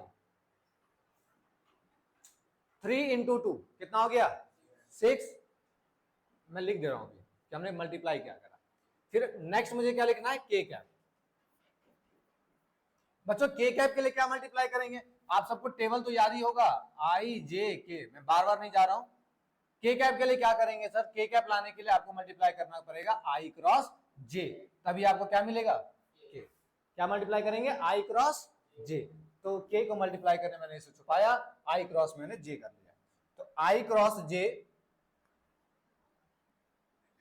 देखो तो आई क्रॉस जे करेंगे, ये रहा आई क्रॉस जे और फिर आई क्रॉस जे, यानी कि 2 इंटू माइनस का 2 माइनस 4 इंटू 3, आगे बात समझ में, अब करके देख लो जरा मल्टीप्लाई कितना आ गया, सर ए क्रॉस भी आ गया, 3 इंटू 3 बच्चों 9, 9 माइनस 2 इंटू 4 कितना 8, प्लस में हो जाएगा 9 माइनस 8 कितना 1, यानी कि आ गया आई कैप ऑनली। यहां देखो माइनस का 4 इंटू 4 कितना आ गया, माइनस का 16, 16 में माइनस, 16 में माइनस करो कितना 6, तो आंसर कितना हो गया माइनस का 22 जे कैप, करेक्ट। 2 इंटू माइनस 2 कितना हो गया 4, 4 में माइनस कर रहे हो कितना, मतलब माइनस का 4 में माइनस कर रहे हो, माइनस कितना कर रहे हो 12, कितना हो जाएगा माइनस का 16, करेक्ट, यही आ गया। तो ये तुम्हारा आंसर हो गया आई कैप माइनस 22 जे कैप माइनस का 16 के कैप। अब बुक में या फिर तुमने कहीं पढ़ा भी होगा तो तुमने देखा होगा सर यहाँ माइनस होता है, आपने प्लस कैसे लिखा है ना, यहाँ क्या होता है माइनस होता है, आपने प्लस कैसे लिखा। तो चलो तुम्हारे बुक वाले स्कूल वाले फॉर्मूले से मैं कर दूं, तो ए क्रॉस भी मैं कर रहा हूं, कुछ कह रहे हो, समझ गया, अच्छा। तो ये तो ऐसे ही रहेगा 3 इंटू 3 माइनस, माइनस का 2 इंटू माइनस का 4, हाँ माइनस का 2 इंटू माइनस का 4, यहां लगता है माइनस। बेटा याद रखो जैसे ही तुमने फॉर्मूले में या कहीं भी देखा होगा माइनस लगा हुआ, तो तुमने देखा होगा तुम क्या करते हो जनरली, जे कैप लिख रहे हो ना, हाँ, तो तुम क्या करते हो जे कैप को छुपा लेते हो, छुपा लिया, और मल्टीप्लाई किससे किसको करते हो जरा बताना जरा, आई से के, क्या मल्टीप्लाई करते हो सर आई से के, यानी 2 इंटू 3, पहले तुम क्या करोगे, पहले करोगे 2 इंटू 3, फिर माइनस लगाओगे, फिर क्या करोगे 4 इंटू माइनस का 4, और यहां लगाओगे फिर जे कैप, करेक्ट बात। फिर के कैप के लिए तो वही रहेगा है ना, 2 इंटू माइनस का 2 और माइनस में 4 इंटू 3, ये कितना आ गया के कैप। जरा देखो जरा सेम रिजल्ट आ रहा है नहीं आ रहा है, चेक करो रिजल्ट, सर ए क्रॉस बी कितना होगा, ये तो वही चीज था, आई कैप नहीं लिखा मैंने, आई कैप आ जाएगा। इसे देखो जरा 2 इंटू 3 कितना होगा बच्चों 6, 6 में ये प्लस में आ गया, और 6 प्लस 16 कितना हो गया 22, और पहले क्या है माइनस, क्या आ गया माइनस का 22 जे कैप और माइनस का 16, क्या कॉन्सेप्ट आया समझ में, रट्टा नहीं मारना सर माइनस होगा यहाँ रट्टा मारो, रट्टा नहीं मारना, माइनस क्यों होगा क्योंकि सर आप आई क्रॉस जे के कर रहे हो, ठीक है, तुम प्लस लेके भी सॉल्व कर सकते हो, तुम के क्रॉस आई करो क्योंकि तुम्हें ये वाली चीज पता है, समझ गए बात को। तो डॉट प्रोडक्ट क्रॉस प्रोडक्ट जैसी चीजें क्लियर हो गई, पक्की बात है। चलो तो वेक्टर तो मुझे लगता है जो मुझे बेसिक करवाना था मोशन ऑफ प्लेन के लिए वो मैंने करवा दिया है, हालांकि ये वेक्टर से तुम दोबारा मुलाकात करोगे क्लास 12th में, क्लास 12th में मैथ्स का एक चैप्टर है वेक्टर, ठीक है ना, हाँ मैंने कहा ना ये सब मैथ्स के पार्ट है बेटा, तो मैथ्स का एक चैप्टर है वेक्टर, तो ये उसके सामने कुछ भी नहीं है, अच्छा है, मतलब बस बेसिक बेसिक तुम्हारी चीजें क्लियर हो गई, अब इससे तुम आगे की फिजिक्स पढ़ सकते हो, ठीक है। तो चलो 2 मिनट का ब्रेक डिफरेंशिएशन इंटीग्रेशन सिखाने से पहले।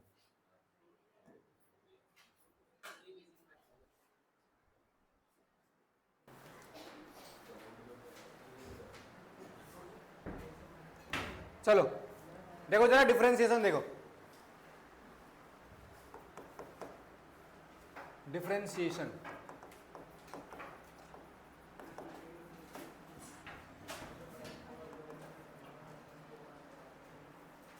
हाँ भाई, डिफरेंशिएशन क्या होता है समझो जरा। अगर आपके पास कोई भी इक्वेशन दी हुई है y is equals to x की पावर n, आपको क्या करना है, इस इक्वेशन को डिफरेंशिएट करना है, that is dy by dx निकालना है।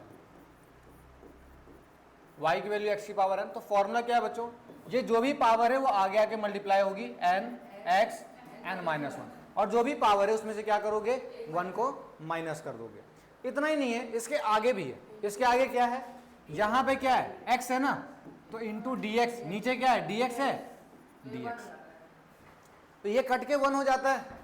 तो जैसे ही ये 1 हो गया तो हम लोग लिखते नहीं, हम लोग सिर्फ लिखते हैं n x n minus one. लेकिन एक्चुअल जब फॉर्मूले जब हमें बनाने होते हैं ना, वहां पे ये सब चीज काम आ जाता है, ठीक है ना, वहां पे ये सारी चीजें काम आ जाती है। तो ध्यान रखो कि हाँ ये ऐसी कोई चीज एग्जिस्ट करती है, ऐसी बात नहीं कि ऐसी कोई चीज एग्जिस्ट नहीं करती हो, ठीक है। फॉर एग्जाम्पल जो अभी पढ़ रहे हैं उनको तो थोड़ा सा लग रहा होगा अजीब क्या लिख दिया सर ने, तो एग्जाम्पल में लिखूं y इज इक्वल्स टू आपके पास है x की पावर 4, और आपसे कहा गया कि भाई dy बाई dx बताओ, है ना, यानी कि x की पावर 4 का डिफरेंशिएशन क्या होगा। तो रूल मैंने क्या कहा, जो भी पावर है उसको आगे आके मल्टीप्लाई करो, यानी ये क्या हो जाएगा 4x क्यूब, पावर आगे आके मल्टीप्लाई हुआ और पावर -1 हो गया, यानी 4x क्यूब। अगर तुमसे कोई पूछे कि भाई y इज इक्वल्स टू है 5x की पावर 3, तो इसका dy बाई dx कितना होगा, है ना, 5 इंटू 3 कितना हो गया 15, और 3 का क्या हो गया 4 या 2 हो गया 15x स्क्वायर। करेक्ट बात, इतना डिफरेंशिएशन सबको आता है, बाकी बात है, ठीक है। दूसरा रूल सुनो, ये तो पहला हो गया। दूसरा रूल सुनो, रूल नंबर 2। रूल नंबर 2 क्या है, अगर y इज इक्वल्स टू आपके पास है कोई कांस्टेंट, अगर y इक्वल्स टू क्या आपके पास k, यानी कि कोई कांस्टेंट, तो कांस्टेंट का डिफरेंशिएशन क्या होता है, अगर तुम इसका डिफरेंशिएशन निकालोगे dy by dx of this k, this will 0। मैंने आपको पिछली क्लास में बताया भी था कि किस तरीके से निकाल सकते हो। तुम इसको ऐसा लिख सकते हो k इंटू एक्स की पावर 0, ठीक है, तो यहाँ पे 0 आगे आके मल्टीप्लाई होगा, k x की पावर 0, तो ये आ जाएगा आपका 0। करेक्ट, ये फंडा भी क्लियर था। चलो तीसरा रूल की बात करते भाई, रूल नंबर 3। अगर मान लो y इक्वल्स टू आपको दिया हुआ है u प्लस वी, ठीक है, या माइनस का चलो कुछ भी ले लो, z ले लो, चलो z ले लो, ठीक है। तो जब तुम डिफरेंशिएशन निकालोगे dy बाई dx, तो तुम क्या करोगे, u का डिफरेंशिएशन अलग करोगे, प्लस है तो प्लस का साइन, v का डिफरेंशिएशन अलग करोगे, माइनस है तो माइनस का साइन, z का डिफरेंशिएशन अलग कर रहे होगे। करेक्ट, फील नहीं आया, एक सवाल दे लो। सवाल है आपके पास कि y इक्वल्स टू है 5x square plus 9x minus का 3 प्लस 3, चलो 5x cube 9x square minus का 3x प्लस का 2 है, ठीक है। ये है आपके पास क्वेश्चन, आपको क्या करना है, dy बाई dx निकालना है। कैसे निकालोगे, 5x का डिफरेंशिएशन अलग से होगा, प्लस है तो प्लस, 9x स्क्वायर का डिफरेंशिएशन अलग से होगा, माइनस है तो माइनस, 3x का डिफरेंशिएशन अलग से होगा, प्लस है तो प्लस, 2 का डिफरेंशिएशन अलग से होगा। तो 5x का डिफरेंशिएशन कितना हो जाएगा 15x स्क्वायर, 9x स्क्वायर कितना होगा 18x, माइनस का 3 और इसका तो निकल के आ गया। समझ के बात को। चलो most important rule, most important rule, rule number 3। अगर दिया हुआ है y is equals to u into V, इससे पहले प्लस माइनस में था, अब मैं बात कर रहा हूं कि अगर मल्टीप्लाई में इक्वेशन दिया हुआ है तब कैसे करोगे, है ना, इसे हम लोग क्या कहते हैं, प्रोडक्ट रूल। कैसे निकलेगा, इसे लिखोगे dy बाई dx अगर लिखना है तो पहले आप क्या करोगे भाई, है ना, पहले क्या करोगे, क्या u को एज इट इज रखेंगे या v को एज इट इज रखेंगे, u को, तो u को एज इट इज रखा और v का डिफरेंशिएशन कर दिया, प्लस का साइन v को एज इट इज,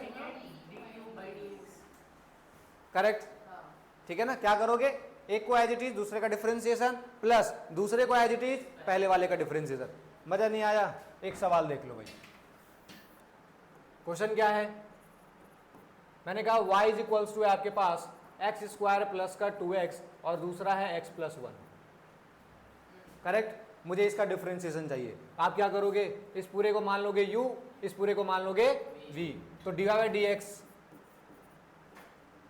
dx क्या हो जाएगा सर, पहले हम लोग क्या करेंगे, u को एज इट इज रखेंगे यानी x square plus 2x, v का डिफरेंशिएशन करेंगे यानी कि x प्लस 1, फिर प्लस का साइन लगाएंगे, x प्लस 1 को अब एज इट इज रखेंगे और डिफरेंशिएशन किसका करेंगे, एक्स स्क्वायर प्लस 2x का, ठीक है। क्या हो जाएगा सर, एक्स स्क्वायर प्लस का 2x, x प्लस 1 का डिफरेंशिएशन कितना होगा, x का डिफरेंशिएशन 1, 1 का डिफरेंशिएशन 0, इसका तो 1 ही रह जाएगा, प्लस अब x प्लस 1 को एज इट इज लिखेंगे, एक्स स्क्वायर प्लस 2x का डिफरेंशिएशन कितना होगा सर, 2x प्लस 2 हो जाएगा, करेक्ट।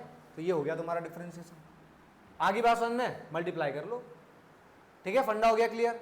चलो वैसे ही चौथा डिवीजन रूल, अगर y इक्वल्स टू आपके पास u by v,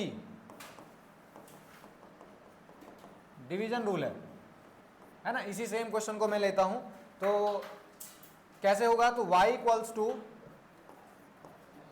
dy by dx क्या लिखोगे, जैसे ये लिखा है वैसे ही एज इट इज, पहले u को एज इट इज, v का डिफरेंशिएशन, बस क्या लग जाएगा यहाँ पे माइनस का साइन, v को एज इट इज, u का डिफरेंशिएशन और अपान में ये जो v है उसका क्या करोगे, स्क्वायर कर दोगे, ठीक है। समझ के बात को। बस एक नया क्वेश्चन देख लो, इसी पे क्वेश्चन देख लो जरा। तो मैंने एक क्वेश्चन ले लिया, y इज इक्वल्स टू है एक्स स्क्वायर प्लस का 2x और अपान में है x प्लस 1, मुझे इसका डिफरेंशिएशन निकालना है। तो dy बाई dx क्या हो जाएगा बच्चों, सर u, इसको u मान लो, इसको v मान लो, तो u एज इट इज, मैं पहले फॉर्मूला लिख देता हूं, u as it is, v का डिफरेंशिएशन माइनस का sign, v as it is, u का डिफरेंशिएशन और अपॉन में x square, sorry v square.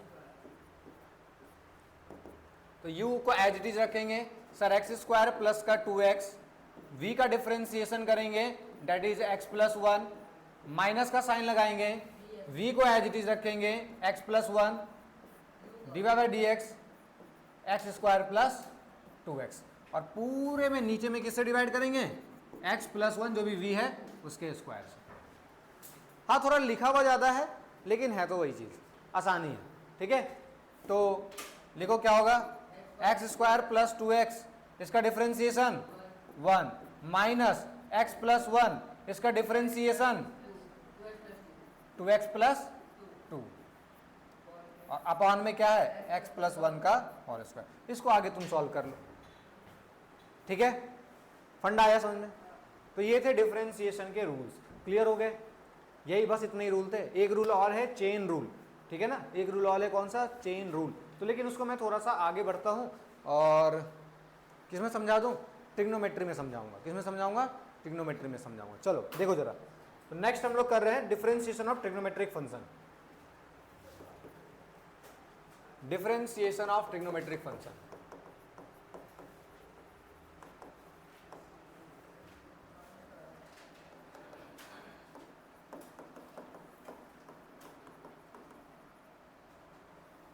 देखो जरा डिफरेंशिएशन ऑफ ट्रिग्नोमेट्रिक फंक्शन क्या होगा, समझेंगे फटाफट। सबसे पहले है y is equals to sine x, है ना। तो sine x D Y by D X अगर तुम्हें निकालना, यानी कि डिफरेंशिएशन ऑफ साइन एक्स, तो बच्चों साइन एक्स का जो डिफरेंशिएशन होता है वो होता है कॉस एक्स, ठीक है। बट एग्जैक्टली यही नहीं है सिर्फ और सिर्फ, मैं एक एग्जांपल लेके समझा रहा हूं, यानी कि इसमें मैं आपको इंट्रोड्यूस करा रहा हूं चेन रूल से, ठीक है ना। चेन रूल से क्या होगा, अगर y इक्वल्स टू दिया हुआ है, अगर y इक्वल्स टू दिया हुआ है sine x square plus 2x, ठीक है ना, क्या दिया हुआ है, sine x square plus 2x, तो तुम क्या करोगे, डिफरेंशिएशन निकाल रहे हो, बच्चों ये पूरा साइन एक्स हो गया तुम्हारे लिए पहले। तो साइन एक्स का डिफरेंशिएशन क्या होता है? Cos x. तो इस पूरे को पहले क्या लिखोगे sir? Cos x square plus 2x। अब तुम्हें दिख रहा है कि ये जो एंगल है ये अलग से एक फंक्शन है, तो इसका डिफरेंशिएशन अलग से होगा, वो मल्टीप्लाई करके। क्या करके? मल्टीप्लाई करके। मतलब कि dy by D x of अलग से करोगे क्या? X square plus 2x। तो ये फाइनली कितना आ जाएगा? Cos x square plus 2x। इसका डिफरेंशिएशन कितना हो गया सर? 2x plus 2। तो फाइनली ये क्या आंसर लिखोगे? फाइनली लिखोगे sir 2x plus 2 cos x square plus 2x। आया समझ में चेन रूल? मतलब जो भी है उसके अंदर कोई फंक्शन लिखा हुआ है, उस फंक्शन का डिफरेंशिएशन अलग से होगा, ठीक है ना? वो भी मल्टीप्लाई करके। क्या करके? मल्टीप्लाई करके। बाकी का मैं लिख दे रहा हूं डिफरेंशिएशन। cos x का डिफरेंशिएशन क्या होगा? dy by D x of cos x। तो cos x का डिफरेंशिएशन क्या होगा? माइनस का sin x। तीसरा मैं लिख रहा हूं differentiation of tan x। tan x का डिफरेंशिएशन क्या हो जाएगा? sec square x। चौथा मैं लिख रहा हूं डिफरेंशिएशन ऑफ कॉट लिख दूं, चलो cot x। cot x का क्या होगा? माइनस का cos x स्क्वायर x। पांचवा मैं लिख रहा हूं differentiation of sec x। sec x का डिफरेंशिएशन क्या होगा? tan x sec x। छठा मैं लिख रहा हूं डिफरेंशिएशन ऑफ cosec x। ये क्या हो जाएगा? माइनस का cot x cosec x। ये आपको याद रखना है, ठीक है? और चेन रूल वाला फंडा मैंने आपको बता दिया कि भाई इसके अंदर है तो मल्टीप्लाई में करके क्या करो? डिफरेंशिएशन करो। मैं ज़्यादा क्वेश्चन प्रैक्टिस अभी आपको नहीं करा सकता हूं, मैं आपको होमवर्क दूंगा, उसमें ट्राई करना। डाउट आएंगे तो मैं आपको बता दूंगा, ठीक है? लेकिन प्रैक्टिस करोगे तभी जा करके सीखोगे। फिलहाल फॉर्मूले याद रख सकते हो, ठीक है? चलो आगे बढ़ते हैं। नेक्स्ट है आपका डिफरेंशिएशन ऑफ एक्सपोनेंशियल फंक्शन।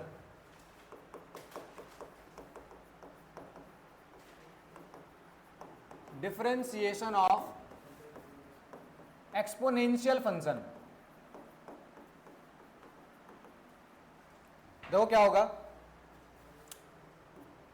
अगर दिया हुआ है y is equals to E to the power x, तो बच्चों e to the power x का डिफरेंशिएशन क्या होगा? dy बाई डी एक्स लोगे, यानी कि e to the power x का डिफरेंशिएशन, तो ये क्या होता है? e to the power x ही रहेगा, किसी तरह का कोई चेंज आपको देखने को नहीं मिलेगा, ठीक है ना? e to the power x है तो e to the power x ही रहेगा, ठीक? एक मैं और आपको बता देता हूं log का। अगर y इज इक्वल्स टू लिखा हुआ है log x, तो बच्चों dy बाई डी एक्स यानी कि डिफरेंशिएशन ऑफ log x क्या होता है? तो log x का डिफरेंशिएशन होगा बच्चों 1/x। समझ गए बात को? ठीक है? इसमें भी चेन रूल लगेगा, ऐसी बात नहीं चेन रूल नहीं है, चेन रूल हर जगह लगेगा। जहां दो फंक्शन है लग सकते हैं। जैसे मैं एक एग्जांपल ले लूं, अगर दिया हुआ है y is equals to log x square plus 2x, तो इसका कैसे निकालोगे? तो sir dy by D X निकालने के लिए सबसे पहले log का डिफरेंशिएशन क्या होता है?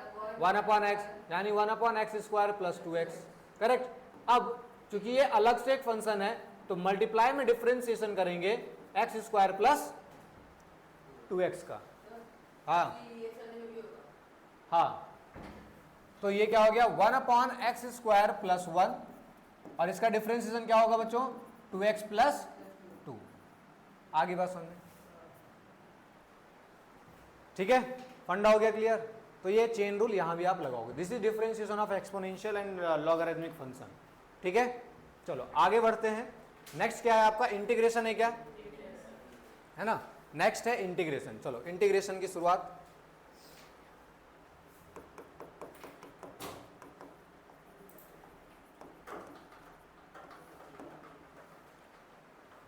ठीक है ना? इंटीग्रेशन कैसे करते हैं? देखो, हालांकि मैंने अभी आपको शब्दों का मतलब नहीं समझाया है, क्योंकि ये बहुत ही एक शॉर्ट क्लास है, इसीलिए। हालांकि मैंने स्टार्टिंग क्लास में आपको डिफरेंशिएशन का ही मतलब समझाया था और इंटीग्रेशन का।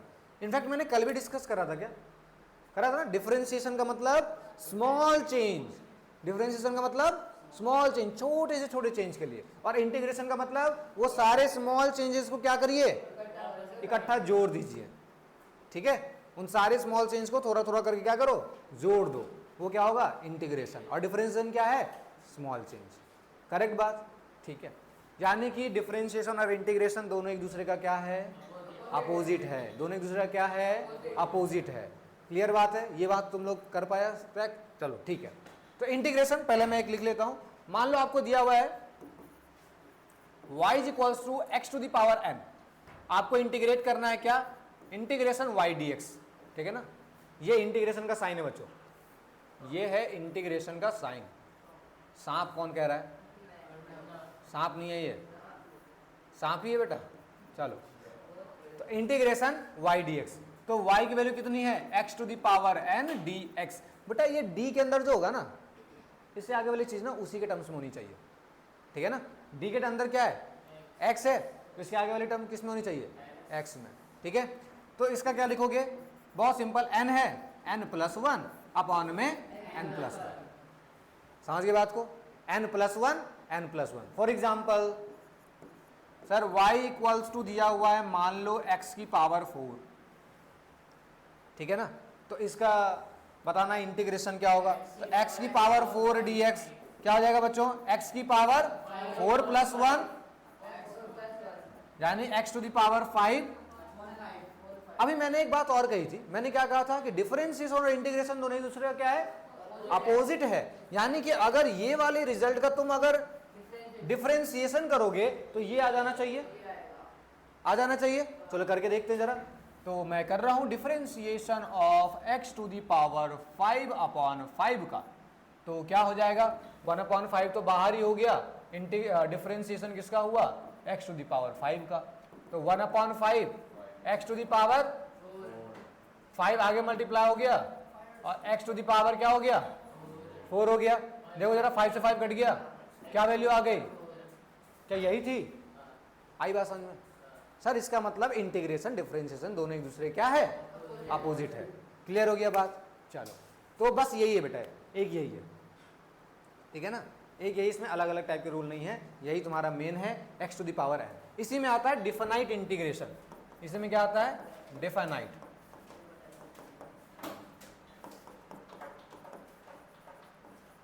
डेफिनाइट का मतलब क्या हुआ, जैसे मैंने कहा ना कि छोटा सा हिस्सा लो, उसको यहां से यहां तक का जोड़ दो, तुम्हें पता होना चाहिए ना कहां से कहां तक जोड़ना है।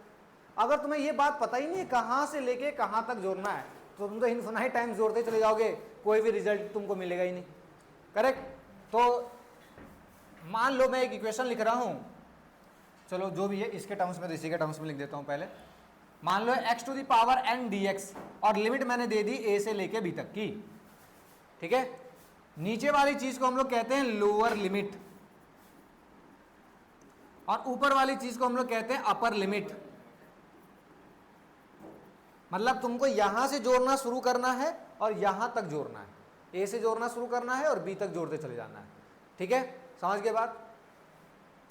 तो इसका इंटीग्रेशन क्या हो जाएगा बच्चों, x to the power n+1 upon में n+1, करेक्ट। लिमिट कहां से कहां तक की है, a से b, बस इस वैल्यू को तुम यहां पे पुट कर दो, ठीक है। जो कांस्टेंट है बाहर निकल जाएगा, 1/n+1 कांस्टेंट है बाहर निकल जाएगा, ठीक है। और वैल्यू पुट कर दोगे, a की पावर क्या हो जाएगा, x जो है ना, x में एक बार वैल्यू पुट करो अपर लिमिट की, माइनस करो लोअर लिमिट, ठीक है। एक बार अपर लिमिट और एक बार करो लोअर लिमिट। तो अपर लिमिट क्या है, b है, मैंने b पुट करा, power n+1, minus lower limit मैंने एक बार a पुट करा, पावर क्या है s+1। यहीं से सॉल्व कर दो, ठीक है।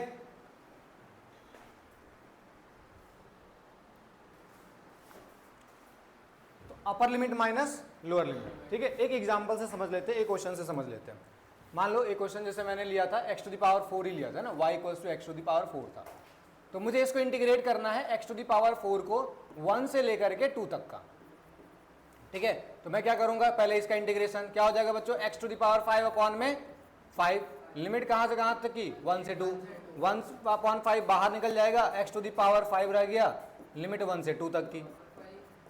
तो एक बार 2 रखेंगे, 2 की पावर 5 माइनस 1 की पावर 5, कितना हो गया 1/5।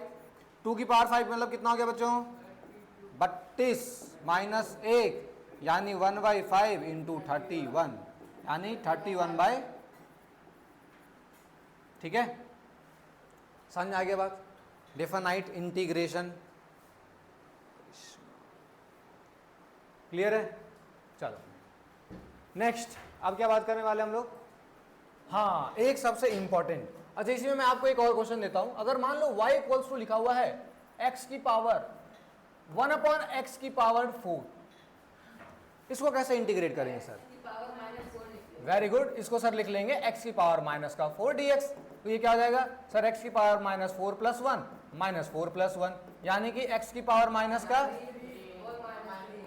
यह कितना हो गया? माइनस, ये नीचे आ जाएगा माइनस 1 अपॉन 3x की पावर 3।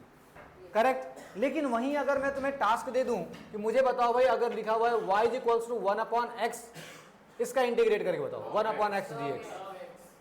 अब जिनको पता है सब लोग log x ही ला दिया, जिनको नहीं पता वो कंफ्यूज हो गए हैं, log x कहाँ से आ गया? वो इसलिए है, पहले हम इसको इसकी तरह इंटीग्रेट करते हैं। तो आप क्या करोगे सर? इसे हम लिख लेंगे x की पावर माइनस का 1 dx। तो x की power minus 1 plus 1 minus 1 plus 1, ये क्या हो गया? ये क्या हो गया सर? x की पावर 0 अपॉन 0, डिनोमिनेटर में 0 का मतलब क्या है? ठीक है। तो फिर हम लोग का दिमाग में घूमता है या डिफरेंशिएशन और इंटीग्रेशन दोनों उल्टा है। तो आखिर ऐसा कौन है जिसका डिफरेंशिएशन 1 अपॉन x होता है? log x। तो log x का डिफरेंशिएशन क्या होता है बच्चों? 1 बाई एक्स। सो इसीलिए 1 बाई एक्स का इंटीग्रेशन हम लोग क्या लिखेंगे? log x। में अलग से नोट करके लिख देता हूं, ये बहुत काम देने वाली चीज है। That is 1 integration of 1 upon x dx will log x। ठीक है ना? फंडा हो गया क्लियर? आगे बढ़े। नेक्स्ट है आपका integration of trigonometric function.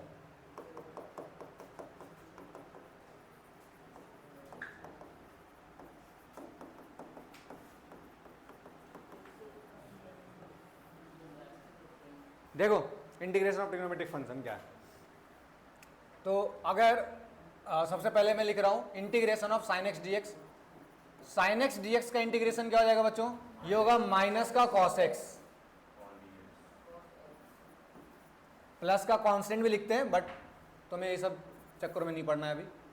Integration of cos x dx क्या हो जाएगा? Sine x. बस अभी तुम्हें यही दो याद रखना है, ठीक है ना? एक तो कॉस एक्स और एक साइन एक्स। लेकिन सबसे इंपॉर्टेंट चीज जो मैंने अभी डिस्कस नहीं करी है, जो कि इसमें भी एक बहुत खतरनाक चीज है, क्या है भाई? मान लो एक एग्जांपल से समझा रहा हूं। तुम्हारे पास लिखा हुआ है साइन 2x प्लस 5, तुम्हें इसको इंटीग्रेट करना है। साइन 2x प्लस 5 dx, इसका इंटीग्रेशन कैसे करोगे सर? लिखेंगे साइन वाले को तो सर लिख देंगे कॉस 2x प्लस 5, माइनस है तो माइनस लग गया, ठीक है। बट यहां पे तो सर अलग से एक फंक्शन है, तो इसका क्या करेंगे बेटा? इसका डिवाइड में डाल के डिफरेंशिएशन होगा। क्या होगा? डिवाइड में डाल के डिफरेंशिएशन, बिल्कुल सही। इंटीग्रेशन में डिफरेंशिएशन होगा, ठीक है ना? तो यानी यहां से जो फाइनल आंसर आएगा क्या आएगा सर? माइनस का कॉस 2x प्लस 5 अपॉन में 2, ठीक है। अच्छा एक बात मैं और आप लोग सबको बता दे रहा हूं, अगर कोई तुमसे कहे कि भाई integration of sine x square plus 2x इसका निकाल के बताओ, तो तुम क्या सोचोगे? सर इसको फटाफट क्या कर देंगे? साइन माइनस का cos x square plus 2x और डिफरेंशिएशन कर देंगे। सर क्या दिक्कत आ रही? एक्स स्क्वायर प्लस 2x कर देंगे डिफरेंशिएशन, दिक्कत क्या आ रही है ना? तो ये क्या बन जाएगा सर? माइनस का cos x square plus 2x upon में 2x प्लस 2 हो गया आंसर। बिल्कुल करेक्ट है। गलत है बेटा, है ना? ये गलत है। क्यों गलत है? क्योंकि तुम्हें इनकम्प्लीट नॉलेज है। मैंने देखा भी है कुछ कुछ टीचर्स का भी कि है उसमें, और उसको मतलब है वो कौन सा, उसकी पावर 1 से ज़्यादा है, 2 है, 3 है, ठीक है, वो उसको डिवाइड में डाल करके डिफरेंशिएट कर दे रहे हैं। अबे ऐसा नहीं होता भाई, ये डिफरेंशिएशन नहीं है, इंटीग्रेशन है ये, ठीक है। अगर लीनियर है बेटा, लीनियर, एक्स की पावर क्या है? लीनियर है, तब तो करो इंटीग्रेट। अगर तुम्हें ये दिख रहा है ना पावर में चला गया, तब तो पहले हाथ हटा दो, हमें नहीं करना। क्लास 12th में इंटीग्रेशन और ढंग से सीखोगे, टी वगैरह मान करके करते हैं, हालांकि ये तो नॉन इंटीग्रेबल भी है, पावर आ गया ना तो नॉन इंटीग्रेबल हो जाता है, इंटीग्रेट कर ही नहीं सकते हो, ठीक है। हालांकि भी बहुत सारी चीजें सीखोगे इंटीग्रेशन में, टी मान करके करोगे, सब्स्टिट्यूशन मेथड होगा, बहुत सारी चीजें होंगी, लेकिन ये तरीका मत अपना लेना, ठीक है। एक दो मैंने यूट्यूब लेक्चर पे भी देख रखा है, फटाफट जाते हैं, ये कर दिया हो गया, गुड, ये इनकम्प्लीट नॉलेज है मैथ्स की, ऐसा नहीं होता बेटा, ठीक, समझ गए। चलो तो इतना हो गया। एक दो तीन चीज और बताऊंगा, नोट करके लिखवा रहा हूं, बहुत इंपॉर्टेंट है। देखो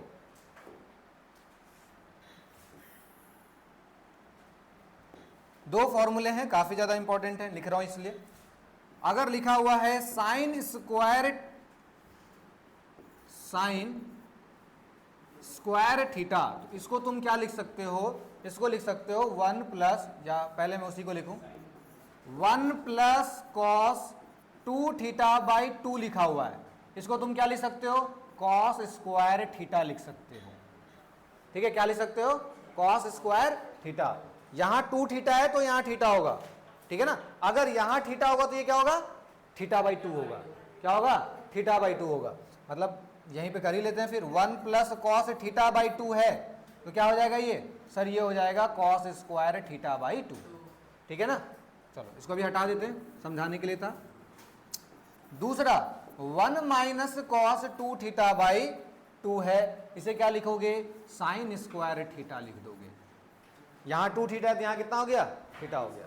ये बहुत इंपॉर्टेंट है, कहां काम देगा सर, कहां काम देगा। मान लो इंटीग्रेट करने के लिए दे दिए कि भाई चलो sign square theta D theta को इंटीग्रेट करो, चलो तुम्हें एक्स के टर्म में समझाया है, sine square x D x को इंटीग्रेट करो, मैंने अभी समझाया लीनियर होना चाहिए, क्या होना चाहिए, लीनियर होना चाहिए, पावर नहीं होना चाहिए भाई। तो पहले क्या करोगे, इसको लीनियर बनाओगे, क्या लिखोगे, 1 माइनस कॉस 2x बाई 2, इस पूरे का डिफरेंशिएशन यानी under root 1 by 2 D X, minus है तो माइनस कॉस 2x बाई 2 का dx। समझ के बात को, 2 दोनों में बढ़ गया, एक का 1 बाई 2 हो गया, एक इधर हो गया, करेक्ट। इसका 1 बाई 2 बाहर, dx का इंटीग्रेशन, माइनस इसका भी 1 बाई 2 बाहर, cos 2x dx का इंटीग्रेशन। अब क्या होगा सर, 1 बाई 2 dx का इंटीग्रेशन क्या होगा, x, dx का इंटीग्रेशन क्या हो जाएगा, x, minus 1 by 2 cos 2x dx, cos x का डिफरेंशिएशन इंटीग्रेशन क्या होता है, sin x होता है, यहां क्या लिखोगे सर, sin 2x। अब ये 2x है, अलग से एक फंक्शन है, मतलब डिवाइड में जाकर के इस 2x का क्या होगा, डिफरेंशिएशन, ठीक है। तो ये क्या बन गया, ये बन गया x by 2 minus 1 by 2 sine 2x by 2, क्या कह लो, x by 2 minus sine 2x by 4। आई बात समझ में, ठीक है। वहीं अगर cos स्क्वायर होगा तो उसे क्या लिखोगे, बस यहाँ प्लस लग जाएगा, ठीक है, क्या लग जाएगा, प्लस लग जाएगा। तो ये था इंटीग्रेशन डिफरेंशिएशन। अब एक सवाल मैं थोड़ा एक और कर लेता हूँ, एक सिंपल सा क्वेश्चन है, लास्ट है बिल्कुल। क्वेश्चन क्या है, मान लो y इक्वल्स टू दिया हुआ है x की पावर 4 प्लस, थोड़ा स्मॉल करते हैं, x square plus x plus 5, मुझे इसका इंटीग्रेशन करना है ना, x square plus x plus 5, इसका मुझे क्या करना है, इंटीग्रेशन करना है। क्या होगा बच्चों इंटीग्रेशन, बताना जरा। एक्स स्क्वायर का इंटीग्रेशन क्या होगा sir, 2 plus 1 upon 2 plus 1, plus x का इंटीग्रेशन क्या होगा सर, 1 प्लस 1 अपॉन में 1 प्लस 1, पावर कुछ नहीं है तो क्या है, 1 है। 5 का क्या होगा बच्चों, 0, यही तो गलत हो गया बेटा, 5 है, एक्स की पावर 0 लिख सकते हो, तो 0 प्लस 1 अपॉन में 0 प्लस 1 कितना हो गया, x की पावर 3 अपॉन 3, x की पावर 2 अपॉन 2, और ये देखो 5x आ गया। समझ गए बात को। तो दिस इज दी कंप्लीट क्या मतलब, हमारे फिजिक्स के हिसाब से जितना मुझे काम आएगा मैंने उतना इंटीग्रेशन तुम्हें बता दिया। सो आज हमने क्या क्या पढ़ लिया, वेक्टर भी पढ़ लिया, डिफरेंशिएशन भी पढ़ लिया और इंटीग्रेशन भी पढ़ लिया। समझ गए बात को। तो आज का लेक्चर यहीं समाप्त करते हैं, ठीक है, आज के लिए इतना ही। बाकी आप लोग रिवाइज करके रखिएगा, काम देगा, ठीक है।